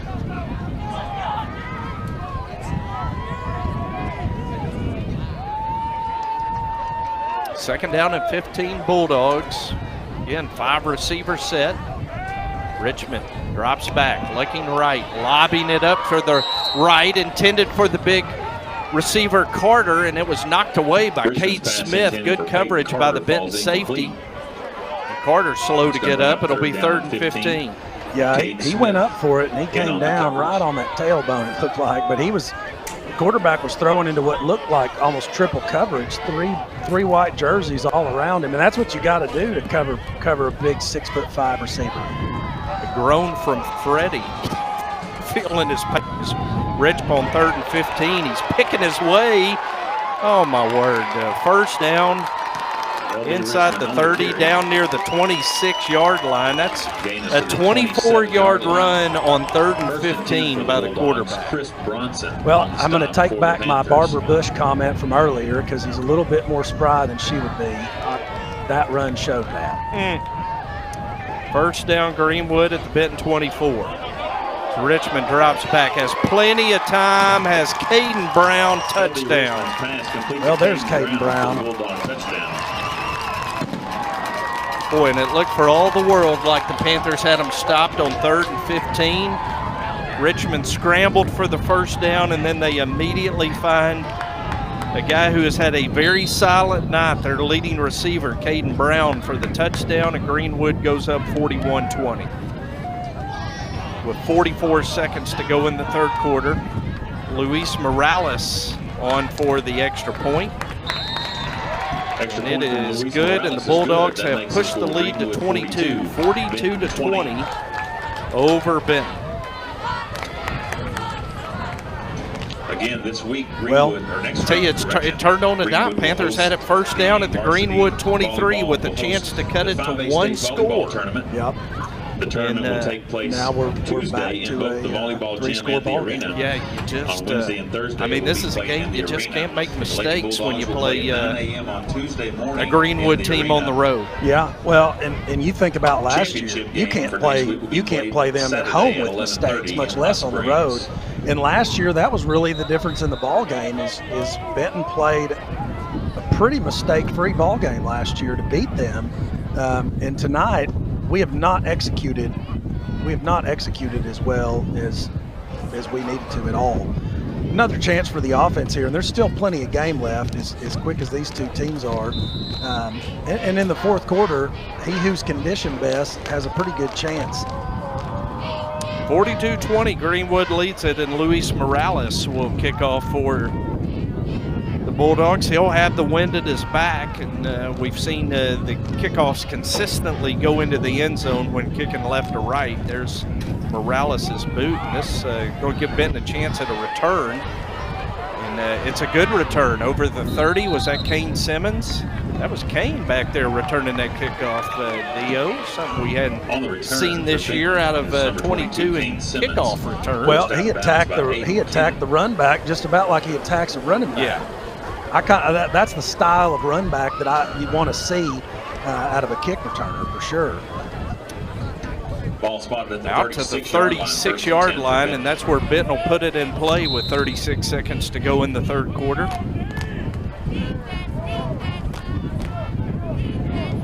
Brown going to throw to Andre Lane, and Lane, the middle receiver in that trip set, makes the catch in traffic, and then is pushed back Andre Lane, gain of about to the 39, just 3-yard gain, Dio. I'm almost wondering there if somebody was out of position on that route. We had two receivers kind of run a slant a little bit with not very good spacing, and actually the inside receiver kind of pulled the linebacker towards the receiver that caught the ball. Trips bunch to the right, Parham, Standridge, and Lane. Harris, the lone receiver near side.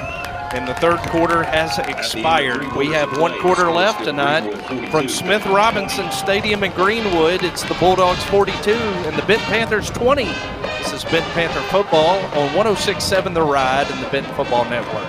Yes, we've got Bear on the line with a question for Trey. Bear, what's your question? Hey, Randy, this is Bear, first-time listener, long-time caller. I wanted to ask Trey about Sanders Ground Essentials. I know they are real five-star guys wanted by everybody. I heard they have an excellent weed control and fertilization program, and they do customized plans based on annual soil results for all their customers. I just want to know what you guys have heard. I'm going to hang up and listen now. Bear, you should call them at 315-9395 or on the web at sandersground.com. Let's get growing.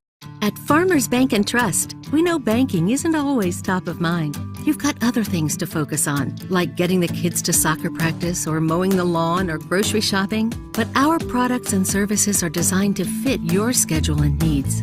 From online and mobile banking to convenient hours and locations, Farmers Bank and Trust is easy banking for busy living. To learn more, stop by your local branch today or visit myfarmers.bank. Member FDIC Equal Housing Lender. Fourth quarter begins with a reception by Cameron Harris to midfield, and it'll be a first down for the Panthers. A gain of 11, first down and 10. Benton hurries to the line, down 22. Panthers trying to step on the gas offensively here in the fourth quarter. Move Casey to the slot, an empty gun for Brown, who takes the snap. He drops back. Good protection. The throw. And the catch is made to the 43-yard line. Complete to Lane. Andre Lane called his name an awful lot tonight, Dio. Really throwing the ball to Andre a bunch tonight. Boy, they really are. It must be something in the coverage that they like, getting a mismatch with the defender. Gain of 7 at second down and 3. Fake to Casey to the short side. Come back across the middle on the catch. Cameron Harris in traffic down to the 26-yard line. On the stop for the Bulldogs. Well, everybody's looking like there's a flag. And the Panthers are in a retreat as the referee is calling them back after the reception. 5 yards previous spot. Replay second down. The Panthers are going to get hit with an ineligible man downfield. Second time tonight the offense has been hit with that, Dio, and that's going to wipe out a nice reception by Cameron Harris. Moves Benton back to the 48-yard line where it'll be second and 8. Press a snap. Play action through the hands of Trevor Standridge and almost intercepted by Colin Daggett. And it'll be third down and 8, Benton. Well, got to catch the ball, and I'm not knocking, but we've had a lot of drops tonight. Several drops, and you can't drop the ball against Greenwood and expect to have success. Third down and 8. 5 receiver look. Wide snap. Brown retrieves it, throws. Andre Lane drops it at the 46. Brown's pass intended for Lane. It's time to get the old machine that fires those fastballs at them and let them work on the hands this week. Jordan with the pressure.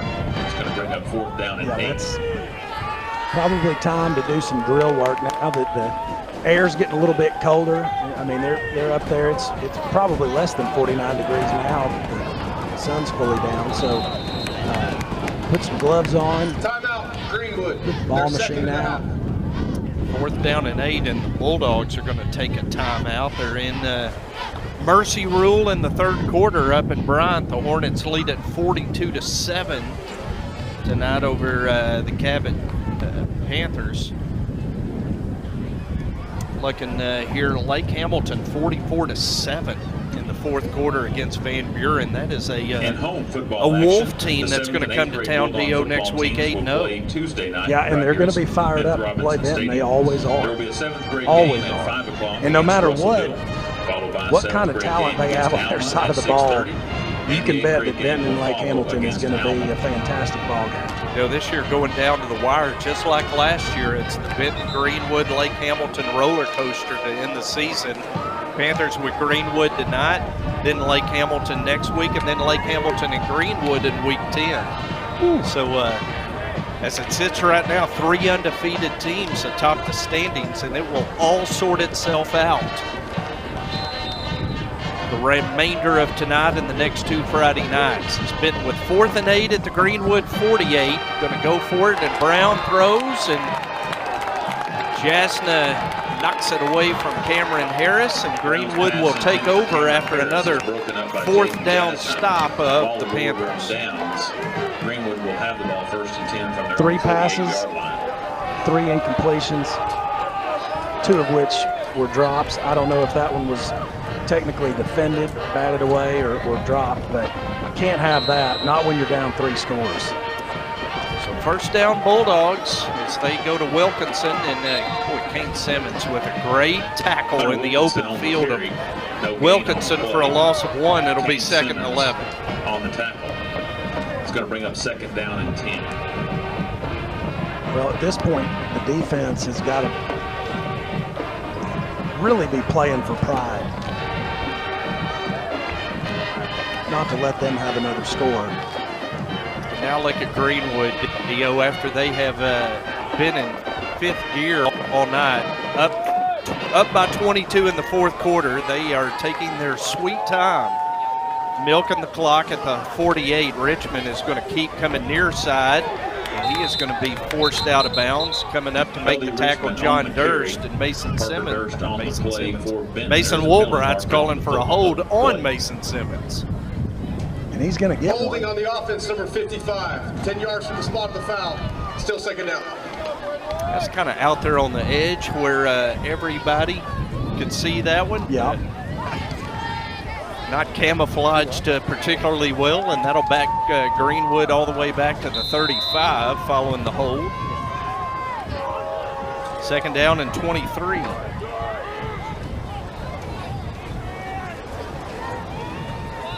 Yeah, it's total different Greenwood team when they go slow like this.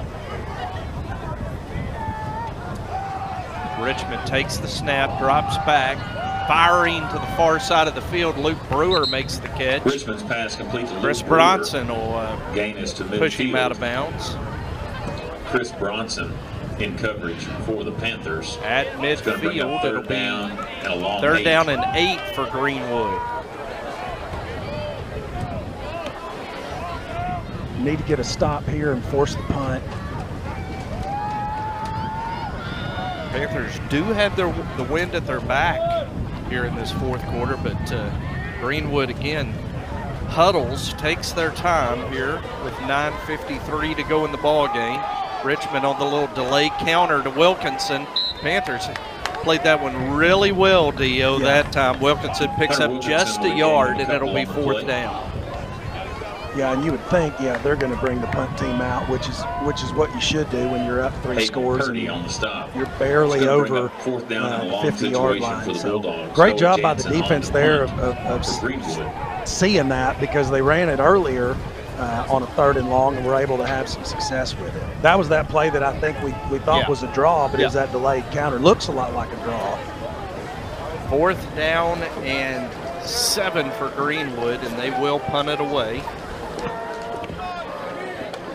Snap and punt downfield. Hits at the 20, takes a Panther roll. 21-yard line. And confusion on the field as Greenwood is downed it. They decided to run it on in the end zone. Whistles blaring. I think Greenwood thought it had hit a Panther. Well, that's our excitable buddy Connor Marvin. Ball belongs to White, 1st down. Illegal touching, and I tell you, the Greenwood fans are barking in the background. They up 3 scores. Yeah, well, after we beat them last year and forced them to play in the playoffs on the road, they don't really like the Panthers. Bulldogs are not fans of the Panthers. Well, we're fans of a quick score here as Benton needs one. Down 3 scores, give off to Casey. Casey tries the center of the line. Johnson on the carry. Tackled by Crosno and Hernandez after a gain of 2 at 2nd down and 8. And we need the Panthers to step on the gas offensively right now. Brown fakes to Casey, going to throw to Trevor Standridge, who drops it at the 30. Brown's pass intended for Standridge. A lot of dropsies tonight. Dio, 3rd down and 8. Hernandez in coverage for the Bulldogs. I have no words. There's nothing that I can say to put salve on that one right there. You got to catch the ball when you're open. 3rd down and 8. Harrison Lane split wide left. Parham and Standridge wide right. Johnson on the sidecar to the right of Brown. Brown fakes to Johnson, throws. Standridge that time makes the catch and is hit by Colin Daggett as soon as the football arrives. Good job right there holding on to that one. It'll should give the Panthers a 1st down at the 31. Now they're going to say, now they're going to move the chains. 1st down and 10. Benton at their own 31-yard line. 8:10 to go in the 4th quarter. Greenwood leads at 42-20. Panthers from an empty gun this time throws downfield, and Jaden Jasna almost picked that one off. Intended for Cameron Harris. It'll be 2nd down and 10. It's going to bring up 2nd down and 10. I feel like we've lost our offensive imagination. Down 3 scores. That just seems like, let's just heave one deep. Where was that? Where were some of those plays we were calling coming out of halftime? Because those were some things we hadn't really seen, and they seemed to work really well. Casey gets the carry, and Jordan Hanna's going to make the tackle at the 36-yard line. And Hanna with a push to the helmet of Casey as he gets up from the pile, a gain of 5. It'll be 3rd and 5 Benton.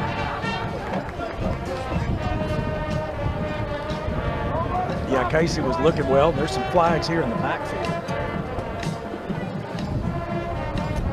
7:38 to go. 75 in the offense. 15-yard penalty at the end of the run. Justin Walker gets hit with the dead ball personal foul. Yeah, it's always the 2nd man.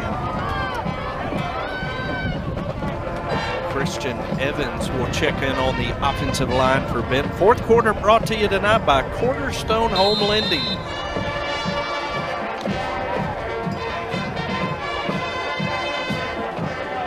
It'll be 3rd down and 20 Panthers from their own 21. Brown steps up in the pocket, now scrambling to the right. Going to throw on the run, and that ball was picked off. Brown's 1st interception since week 4. Jaden Jasna comes up with the interception, and he returns it inside the 20 down to the 17, where Greenwood will have it 1st down in the red zone. Well, that was a dangerous throw. I mean, I get what Garrett was trying to do, and he was trying to make a little bit of space, but he was trying to fit that ball in a tiny little window, and Jasna is one heck of an athlete. We've seen him play ever since he was a sophomore, senior now. Tough defender to throw that ball against. Wilkinson with the carry. He's going to be down to the 13-yard line. Bo Wright in on the tackle for the Panthers. 2nd down and 6 following a gain of 4 for Hunter Wilkinson.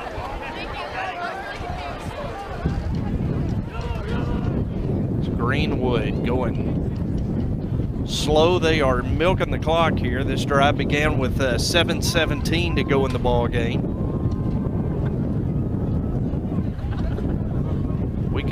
We can hear the wind whistling through. We can hear the wind whistling through the press box microphone. The wind chill at Greenwood right now, 42 degrees.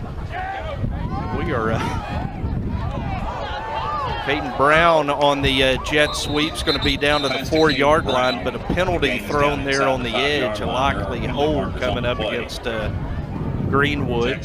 Chop block.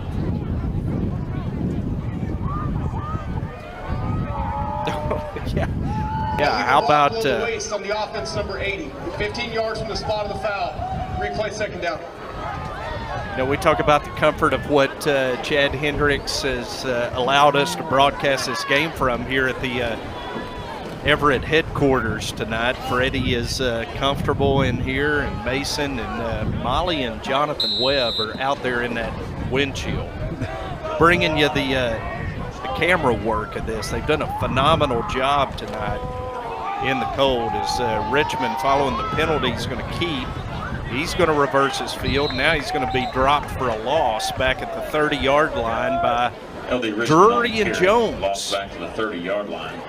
Well, that was a good, the defensive tackle on that side, I couldn't tell who it was, but he did a really good job of stringing that play out and giving time for Drury and help to come up. Yeah, I believe Terrence Hall was out there stringing that one. Yeah, you're right. That's exactly who that was. Jake Jones with 5 tackles in the second half. Doesn't for the Panther defense. As Richmond looks left, now throws right. They're going deep for Brewer. Chris Bronson with great coverage. He's given up height to Brewer, and Bronson able to fight that ball to the turf. Incomplete. Ball's incomplete. I'm going to tell you what, that kid has some of the best body control to be able to get back, make a play. I mean, he was positioned the same exact way the receiver was and was not let him catch that ball. I like to look at height, 6'2", 5'9". Yeah. An advantage 5'9" on that one. On 4th down and 23 for Greenwood. They're going to go for it at the Benton 30. Empty gun. Richmond drops back. Going to throw it, air it out again. They go back, same play. And Chris Bronson again bats it away. That's his 4th pass breakup of the night. And let me say this. If Chris Bronson's 5'9", I'm 6'2". Because I'm 5'8", and I know I'm a little bit taller than Chris Bronson because I've been around him in some 7-on-7 stuff. And but he plays like he's 6'2". His height and weights are often stretched a little, and you think? And a buffet trip or two added to the weight. Yeah. So good job, Chris Bronson. Back-to-back pass breakups for the senior cornerback. It's 1st down and 10 Benton with 5:33 to go, and tried to swing it out to Casey. He couldn't hold on to it. Freddie is groaning in the background as Casey comes up a little gimpy. 2nd down and 10 Benton. At their own 30-yard line, Greenwood leads at 42-20 with 5:29 to go in the ballgame.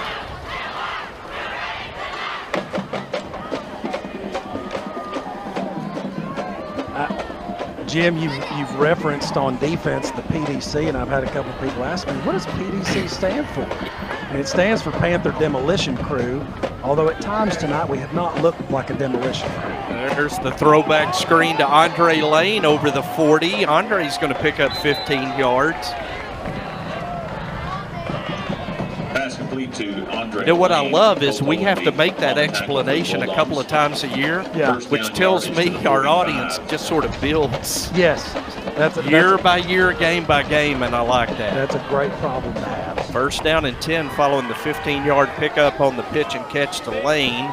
Brown fires downfield, throws high. Andre went up, tried to pull it down and couldn't. It'll be 2nd and 10.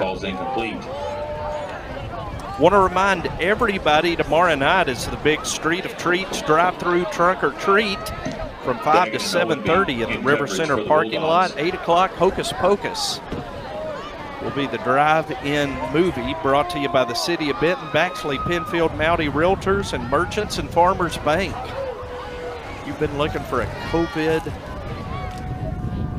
Halloween alternative. Tomorrow night is your night. Give off to Casey on 2nd and 10. Casey's going to pick up 7 yards into Greenwood territory to the 48. That's a nice, tough run. Put his hand on the ground, popped up, and he runs with such a good forward lane. He reminds me when he started playing football in 7th grade, he reminded me of Eric Dickerson, just kind of had that good forward lane, always churning. 3rd down and 3. Brown going to run the bubble screen to Andre Lane. 1st down and more inside the 40 down to the 37-yard line. Boy, Connor Marvin plays with an edge. He makes the tackle, and he's always pumping that fist and demonstrative. Very demonstrative. At the 38-yard line. 1st down Panthers to the Greenwood 37-yard line. Going to pitch it out to Casey Johnson. I'm telling you, that is the oddest looking sweep I have ever seen in my life. But it's a design play deal. We've seen it 4 times tonight. Yeah, and I'm pretty sure that they didn't take a busted play and go, hey, let's do that again. But that time he ran into an absolute wall of defenders out there. 3 Greenwood defenders just lined up like a fence row. 2nd down and 9, Benton. As they fake to Johnson, Brown drops back, fires to Cameron Harris, who makes the catch out of bounds at the 30-yard line. Cameron Harris forced out of bounds. It's funny because the first time we saw that tonight, we thought it was a busted play. Yeah, it looked like he had missed a handoff and then just said, here, take it. But maybe we ought to make it look like it's supposed to be a handoff more often. 3rd down and 2 for the Panthers at the 30-yard line. There's just a straight handoff to Casey. And he's got the 1st down to the Greenwood 24-yard line. Johnson on the carry. Hannah and Sadler in on the tackle for the Panthers Bulldogs. not going down without a fight here tonight as Benton has it with 3:24 to go, nearing the red zone. Casey going to get the carry again. Follows David Hassman. Now Casey in the open field. Touchdown, Casey Johnson. And I hear multiple whistles blow, and that often means that back. Yep.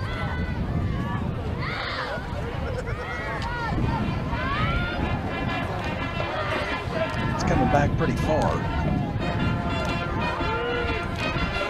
Marking that one for the 28 is hands to the face.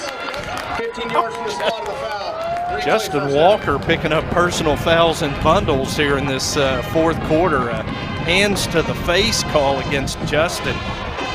Well, that wipes off a touchdown, moves it all the way back, Dio, to the 43. Yeah, that's a morale killer right there when you think you're in the end zone. And Casey, he's been trucking tonight. You can tell he's a little bit winded. And then he just breaks a long run. Look at his shoulders heaving. You can tell he's breathing hard. This has been a big series for him. So 1st down and 28 following the penalty. Give it to Casey, and he is decleated. He's coming off the edge. Parker Gill to make the tackle. Casey goes from celebrating a touchdown to taking the toughest lick of the night back at the 46. And the Benton offense is in retreat. 2nd and 31. Not a good down and distance. Do you think that's a throwing down, Jim? I think so. An empty gun for Brown. He drops back, going to roll to his right and throw. Casey can't hold on to it at the 40, incomplete. And it'll be 3rd and 31 for the Panthers. For Casey Johnson. Ball's incomplete. That's going to bring up 3rd down and long. Angel Hernandez. I know that we don't track drops, but this is very reminiscent of the first several games. We went through a very bad series of drops. Probably part of the reason why Garrett Brown's completion percentage doesn't look as good as it probably should. I mean, he was under 60% for the year, but a big chunk of that doesn't really have anything to do with him. The Panthers tried to run the screen. It's incomplete. The marker on the field. We're going to get a hold or a pass interference, Mace. Prior to the pass, holding on the defense. Defensive holding. 10 yards from the previous spot. Replay 3rd down. I will tell you one thing. Greenwood has had that tunnel screen diagnosed. Yes, they have. And so well diagnosed, they held the receiver that time. Going to penalize them to the 36-yard line. 2:36 to go in the ball game tonight. Greenwood leads at 42-20. And it's 3rd and 21 Panthers. Jamarius Morgan's going to get the carry on 3rd and 21, the sophomore. I wonder, did Donovan Pearson must have gotten dinged up or something on a kickoff return? Or? I think you are exactly right, because we have not seen him since the kickoff return. Yeah. Back in the 1st quarter. Yeah. Well, and, you know, Casey, you could tell he was, I think he was gassed. You could kind of just see by his demeanor that he was slow to get up. So glad Jamarius is getting an opportunity in there. 4th and 13 Panthers. Brown fires to the Greenwood side of the sideline. Trevor Standridge makes the catch at the 15-yard line. That is right at the 1st down stick, but it appears as if Greenwood is held, and the Bulldogs will take over. Shy of the line of game by Colin Daggett. Greenwood will take over first and 10. If he was shy of the line to gain, he was just shy. As Greenwood will take over with 1:55 to go. And the Bulldogs are going to win this one. And the interesting thing, Dio, is now Greenwood and Benton are going to be tied in the win tie, which is what playoff seeding all boils down to this year because of COVID cancellations. That's right. Greenwood was a game short because of the cancellation with Parkview. So you're going to have Benton, Lake Hamilton, and Greenwood all with 4 wins after the night. Going to bring up second down and 12. Hayden Purdy in on that last tackle for the Panthers. Well, I'm receiving word that Donovan is definitely injured. I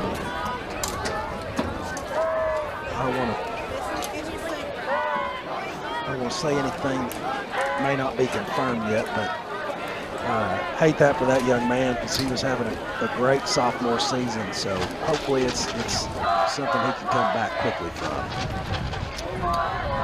Greenwood going to keep it on the ground, and they're just content to run out the clock here. As Wilson the ball carrier got the carry.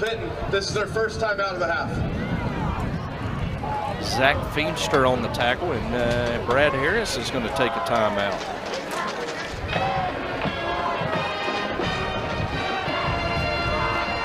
One minute exactly to go. It'll be 3rd and 9 Greenwood from their own 16-yard line. Stay with us for the Elliott Electrical Panther postgame show. Following this one, we'll have our Farmers Bank and Trust Panther offensive and defensive MVPs.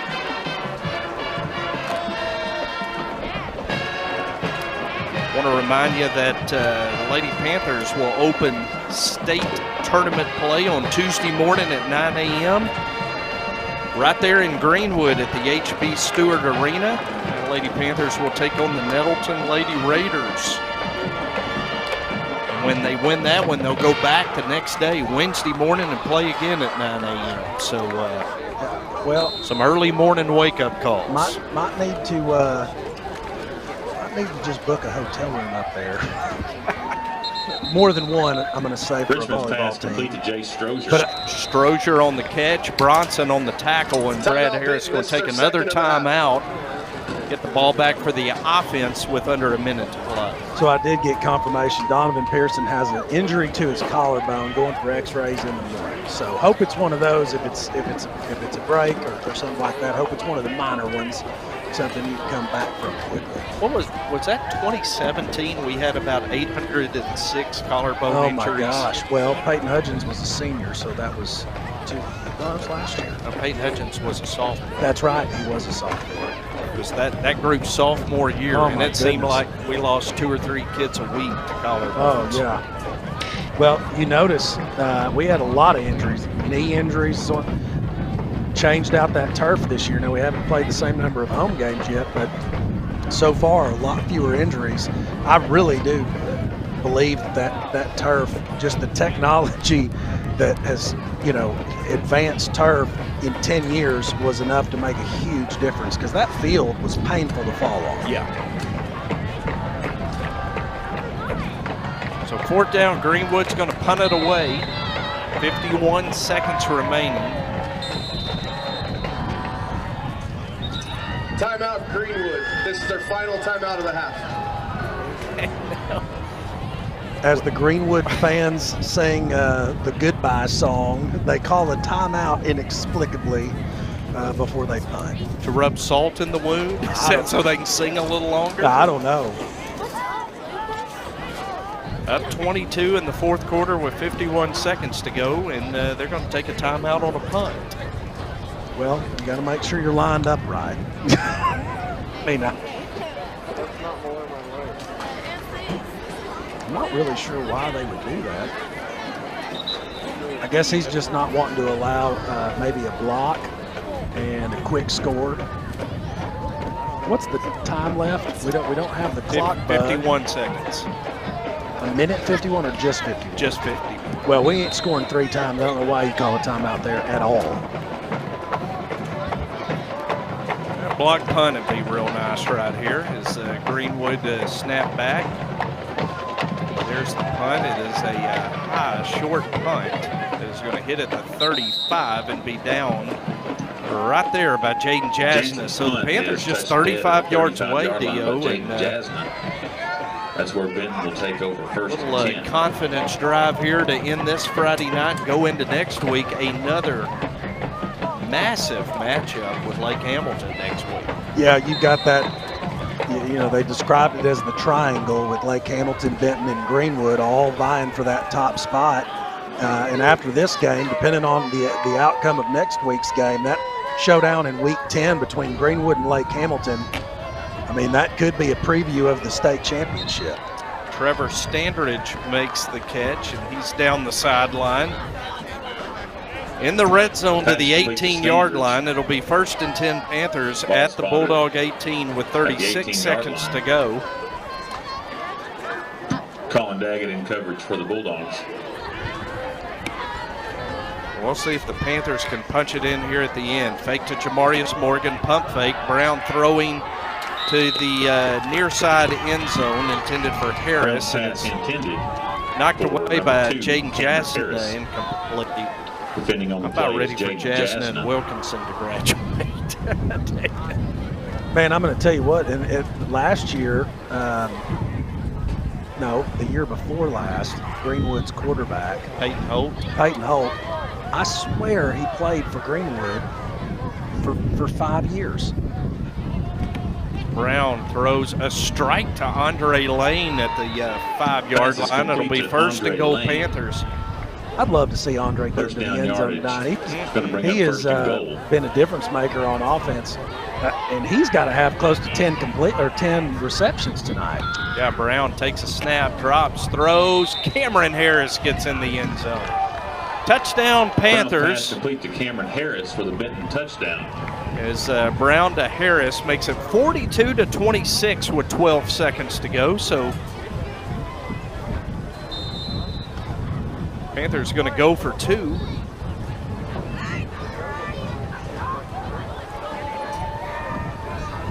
Morgan in the backfield with Brown.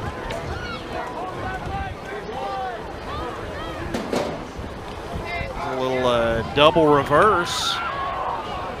And Cameron Harris is going to score. Cameron Harris on the reverse. Camera folks who have done a great job tonight got fooled on that little double reverse. Cameron punches in the conversion. 42-28, Bulldogs by 14. 42, Benton 28.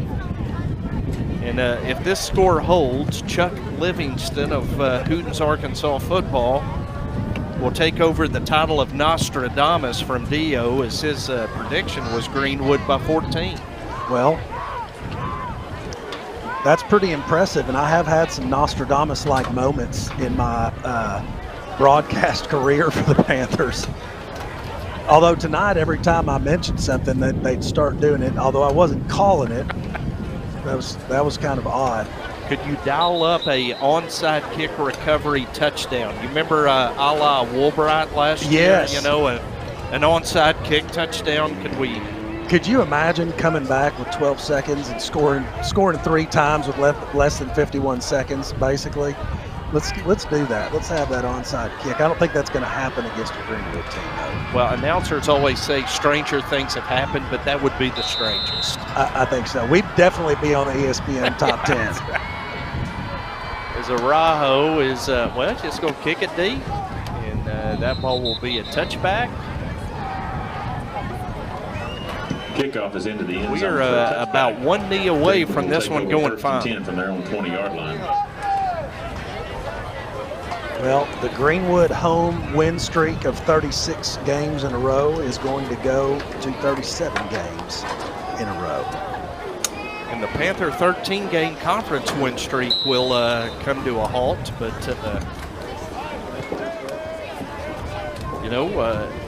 next Friday you're going to get a chance for a big do-over against an unbeaten Lake Hamilton team as Greenwood takes a knee. And that's going to do it tonight from Smith Robinson Stadium. Greenwood wins at 42-28 over the Panthers. We'll take a break, come back with the Elliott Electrical Panther postgame show. We'll have our Farmers Bank and Trust offensive and defensive MVPs for the Panthers tonight. Panthers on the short end tonight, 42-28.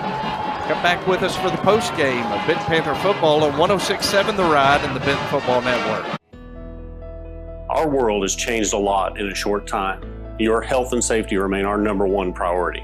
We have the supplies needed and processes in place to keep you safe. We've implemented visitor restrictions, and we are reducing physical contact as much as possible. Patients and employees are required to wear masks for your protection and theirs. And your care team is screened daily. So don't wait to get the care you need. We're here for you today and always. Elliott Electrical is a proud supporter of Benton Panther football. For over 35 years, Elliott Electrical has been providing reliable, efficient, high-quality electric service to Saline County and Central Arkansas. From lighting design and planning to street and parking lot installation, Elliott Electrical has all the lighting services to keep your home and businesses illuminated. For a free estimate for all your electrical needs, contact Elliott Electrical today at 501-315-7539. So you know how in the fourth quarter of a football game, when the game's on the line, it actually gets kind of stressful, and that's not how a home loan process should be. When you're a week away from closing, which is the fourth quarter, you shouldn't have stress. And that's what, at Cornerstone, we want to take away. We want that to be a stress-free experience for you. We want it to be that blowout victory. Text DIO to 36260 to get started on the home mortgage process today. Family and community go hand in hand. That's why ACDI proudly calls downtown Benton our home and why we are excited to be a part of this community. Hi, I'm Josh Lane, the team captain at ACDI. My teammates understand the importance of serving in the community, and at ACDI, we'll always make that a priority. We are proud sponsors of the Benton Panther football team and thankful to share our family with this great hometown. Go Panthers! Ashby Funeral Home has been family-owned and operated, serving Benton and Saline County since 1882. Through 5 generations, Ashby Funeral Home has cared for families through compassionate and professional service. Ashby's provides all types of services for families in times of loss and grief. Their aim is to treat every family as they would treat their own. Ashby Funeral Home is located at 108 West Narrowway Street in Benton, and their phone number is 501-778-2544. Ashby Funeral Home, proud supporters of Benton Panther football. Well, the other day, Trey and I had a little daddy-daughter lunch, and we ran into Michelle and Caleb Kaufman. And Caleb's always been one of my favorite Panthers, just a great leader on last year's team as a senior. And Caleb has gone into the family business at Elliott Electrical. And Elliott Electrical is proud supporters of Benton Panther football. For over 35 years, they have been providing reliable, efficient, high-quality electrical service to Saline County and to Central Arkansas. For a free estimate, you can contact Elliott Electrical today at 501-315-7539. Panthers come up on the short end tonight, Dio, 42-28, but I'll tell you, it was a good high school football game tonight up there in a very cold West Arkansas Smith Robinson Stadium. Well, it was a good game, and obviously it's a disappointing outcome, but when you play a team that's a perennial powerhouse like Greenwood, a 28-42 loss at their place where they've won 36 games prior in a row, you haven't really let yourself down. There's some poor execution at times, a lot of drop balls, by our receivers, and that's one of those things, for whatever the reason that is, that's really the difference in the ball game probably. If you look at execution, they executed, we didn't, plain and simple. And I think the stats bear that out. Yeah, Greenwood snapped it 81 times, 499 yards of total offense. Benton 78 plays, 430 yards.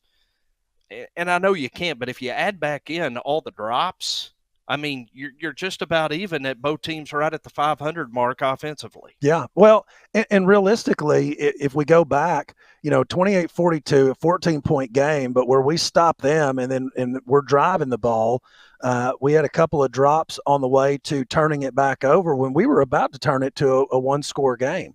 And that, when you get a one-score game, that's going to change some things. So really those two series, defense and then turn around on offense, really kind of made the difference in the end of the game. So Cameron Harris with a couple of touchdowns tonight for Benton offensively, a 29-yard reception of a pass from Garrett Brown, and then the final score for Benton, a 6-yard touchdown catch for Cameron from Garrett Brown. Casey Johnson with a couple of touchdown runs of a yard tonight. And Casey, Dio, as we look at the individual stats, Casey with a good night running the football against a very tough run defense, 28 carries, 122 yards, and 2 touchdowns. Yeah, big night for Casey Johnson. I mean, you could tell he was giving it his all. And 28 carries, that's a lot of carries against a Greenwood defense. That no wonder he was exhausted in the fourth quarter. That's a big night for that young man, better than his season average against probably one of the best defenses we'll play aside from Bryant. As you look at Greenwood, Hunter Wilkinson, 30 carries, 182 yards. We've seen that script before 2 years ago when he was a sophomore. Greenwood, I think the thing that leaps off the page is quarterback LD Richmond, 13 carries, 105 yards. Never imagined that coming into this one. Well, before this game, the most yardage he had gained in any game was 51 yards, and that was against Siloam Springs. And tonight against Benton, a team that has a much better defense, he doubles his season high in any game. And that was the wrinkle. That was the difference. That was the one thing that we weren't prepared for. And that was, I think, Greenwood's adjustment to that change from the 3 linebacker, taking the middle linebacker out and putting that nickel coverage in there really kind of opened things up, gave them that +1 in the box. And Chris Young just took advantage of it. He called that quarterback's number. And you think about how well Benton defended Hunter Talley and McKay last week from Mountain Home on those zone read quarterback runs. It really surprises me that Greenwood went to that so much and that they had so much ability to convert on it, but it may have been formations that led to that play call. Well, I really think that's one of those things, those teams, that's what we prepared for going into those games was that read. In this game, now Greenwood, the first series where they came out throwing those the quick sideline passes, everything was out on the edge. We changed our defensive formation from our standard 5-3, and we went to that 5-2-5 look on that second series. That's when we stopped and took away that edge, and that's when they started changing up and starting to run up the middle. Quarterback started keeping the ball, and I think that was really a fluke, but when they had some success with it, I think the coaches saw that and said, hey, they're taking, we got a +1. They're down a man in the box. Let's run it with the quarterback. The other thing that stands out to me, Jace Strozier came in with 22 catches on the season. Tonight, 13 catches for 98 yards. It's not the yardage, but the targets to the guy. So some real curveballs from Greenwood tonight offensively. As you look at the Benton receiving core, DeAndre Lane, 9 catches, 103 yards. The junior had a really good night. Had a big night. That's been Andre's biggest game so far. I know he's been dealing with some injury, but when he's healthy, you see what kind of a matchup issue he is, because once he's got the ball in his hands, Andre's as dangerous as anybody could be. Really moves well with the ball and is hard to bring down. So good night for him. I'm glad he had a successful night. I'm proud of Garrett Brown, given the completions, weren't really there. He was a little bit better than 50% completions, but still throwing for 291 yards against a team that averages holding the opposing offense to 110. That's a good night for the leading quarterback in the state statistic wise. So that's a pretty big deal. Cameron Harris still coming in clutch, 7 catches, over 100 yards, 2 touchdowns. always a big target for the Benton offense. We like crunching the numbers, but at the end of the day, the only number that counts is 42-28. Greenwood wins it tonight over the Panthers. It is time for us to give out a couple of MVPs brought to you by Farmers Bank and Trust. Remind you that they'll be opening a new full-service branch in the Benton-Bryan area very soon, and it will be located on Highway 5 across from the new Encore Heart Hospital. Dio, let's offensively, who you want to go with tonight? Well, this one's kind of a tough one for me because there's two guys that I want to give a nod to regardless, and that's Casey Johnson and Andre. Andre has been battling that ankle injury all year, had some trouble. I think he had a fumble earlier in the season and some drops early on, but tonight he really showed up. Casey Johnson, just a workhorse, 28 carries, and really ran hard when it mattered. And some of our best drives were when he was really moving the ball. So I'd like to be able to give it to both those guys. If I had to pick one, that's so tough. What would you say out of those? If I narrowed it down to those two, what would you go with? I'm not the analyst. Well, okay, Jim, I'm going to go with Andre Lane. I kept saying his name. We saw him so often, and he came in really big and a lot of third down plays where he made clutch catches. So let's go with Andre for the MVP tonight. Freddie, you agree? Freddie's on board. Mason's on board. Andre Lane is our offensive MVP tonight for the Panthers. How about defensively? Well, we talked in the break. Cade Smith having 12 tackles, forces a fumble. He really did play big, and he's really played a big role on the Benton defense all year. But I felt like tonight he helped the game. There was a couple stops that he got on Hunter Wilkinson that saved a touchdown. So I'm going to tip my hat to Cade Smith. That's who I want to vote for. Yeah, I'm totally on board with that. 12 tackles and a forced fumble unofficially for Cade Smith. And I really thought the sophomore nickelback Patrick Shipp played well too. 7 tackles tonight. He absolutely did. We saw number 37 getting off the bottom of piles a lot of times. And I know a lot of those are going to go down in the stat book as assisted tackles, but whether it was somebody else assisting him or him being there, he was around the ball a lot tonight. Yep. So we'll give our defensive MVP, though, to the senior free safety, Cade Smith, 12 tackles and a forced fumble tonight for number 15 back there in the back end of the Panther defense. Cade Smith and Andre Lane will receive gift cards to Lost Pizza, voted by readers of the Saline Courier as the best pizza in Saline County, and also the official pizza of the broadcast team tonight. Our third MVP tonight is Carrie Vanucci for delivering pizza for us, right? She did good. Yeah, Lost Pizza's open 11 a.m. to 9 p.m. 7 days a week and is located at 510 Arkansas Highway 5, and we really appreciated having pizza from there tonight. So, boy, this one's in the books, and now it doesn't get any easier next Friday as an undefeated Lake Hamilton team will come to town, Dio. Well, the good news is we get to host them, and that's always home field advantage is huge. So that's going to be a big deal. And here's the thing that we know about Coach Harris and his coaching staff. They do a really good job of getting the kids to come off of a loss and be ready the next week. So I know that the kids are going to take this hard.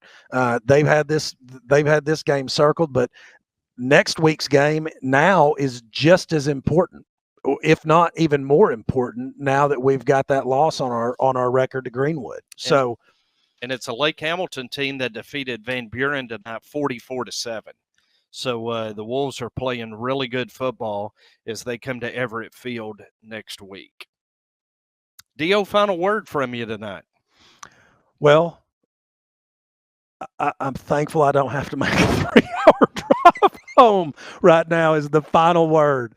That's what I can say after this. I wouldn't mind it if we had drove up there and we were walking out victorious on the other end of a 42-28 win, but I'm just thankful for Matt Johnson and his crew being able to put this, Matt Johnson and Mason Woolbright and their crew for getting this put together for us the way that they did, and Everett for hosting us. And, hey, Benton football, we never dreamed of being considered in the same league as Greenwood, but I think we've started to cement our place as their rival. So that's a big deal. When Greenwood looks and circles Benton on their calendar, that's saying something. That's a show of respect from a team that has played in more state championships over the last 15 years than probably anybody but Pulaski Academy. Mm-hmm. So I like that. Well said.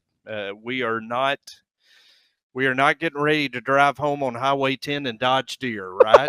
So, hey, we can't say enough to the hospitality of Everett. Yeah. They are our premier sponsor every year of Benton Panther football. They do so much for the community, and we appreciate them. And they got some beautiful looking cars out here. That was no doubt. That was the thing. I might not need to do this. I might end up with a new vehicle every other week. They'll have me up here trading. Hey, Matt Johnson and Jonathan and Molly Webb, awesome job tonight from Greenwood.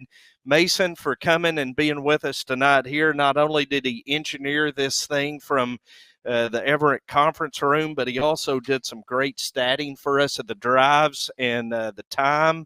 Appreciate Tony Linehan of the Saline Cougar, as always, feeding us stats. Can I say one thing real quick about Molly and Jonathan? Because as a former sideline guy who stood out in the cold winds of Greenwood, and it's in Sebastian County. Yes. My hat's off to them. What that feels like to be standing out there in 42 degrees with the wind blowing in your face. So good job to the camera crew. The cameras weren't shaky at all, so they must have had good coats on. They were not. Way to go, Matt, Jonathan, and Molly. Appreciate you big time. We appreciate our friends at Signal Media, Steve Johnson and Mike Kennedy, for their partnership in making 106.7 The Ride the radio home of Benton Panther football. As always, we appreciate the help of Scott Nethery and the athletic administration. Our apologies to Superintendent Dr. Mike Skelton, but we will have him on next Friday, and you'll want to tune in for that halftime interview, as he'll have a lot of great information about the state of education and the Benton School District right now in this COVID era. Want to remind you, as we do every week, take some time this weekend, next week, to thank an administrator, a teacher, a coach, a school nurse, a cafeteria worker, a bus driver, a custodian, all those people who are going above and beyond this year for our children. Thank you from the bottom of our hearts. On behalf of Dio Vanucci and the number one fan of the Panthers, Freddie Reinhardt, I am Jim Gardner. Thanks to you for joining us tonight for Benton Panther football. Again, tonight's final score, Greenwood 42 and the Benton Panthers 28. We'll greet you again next week in another big 6A West showdown at home with Lake Hamilton. Till then, good night, God bless, and go Benton.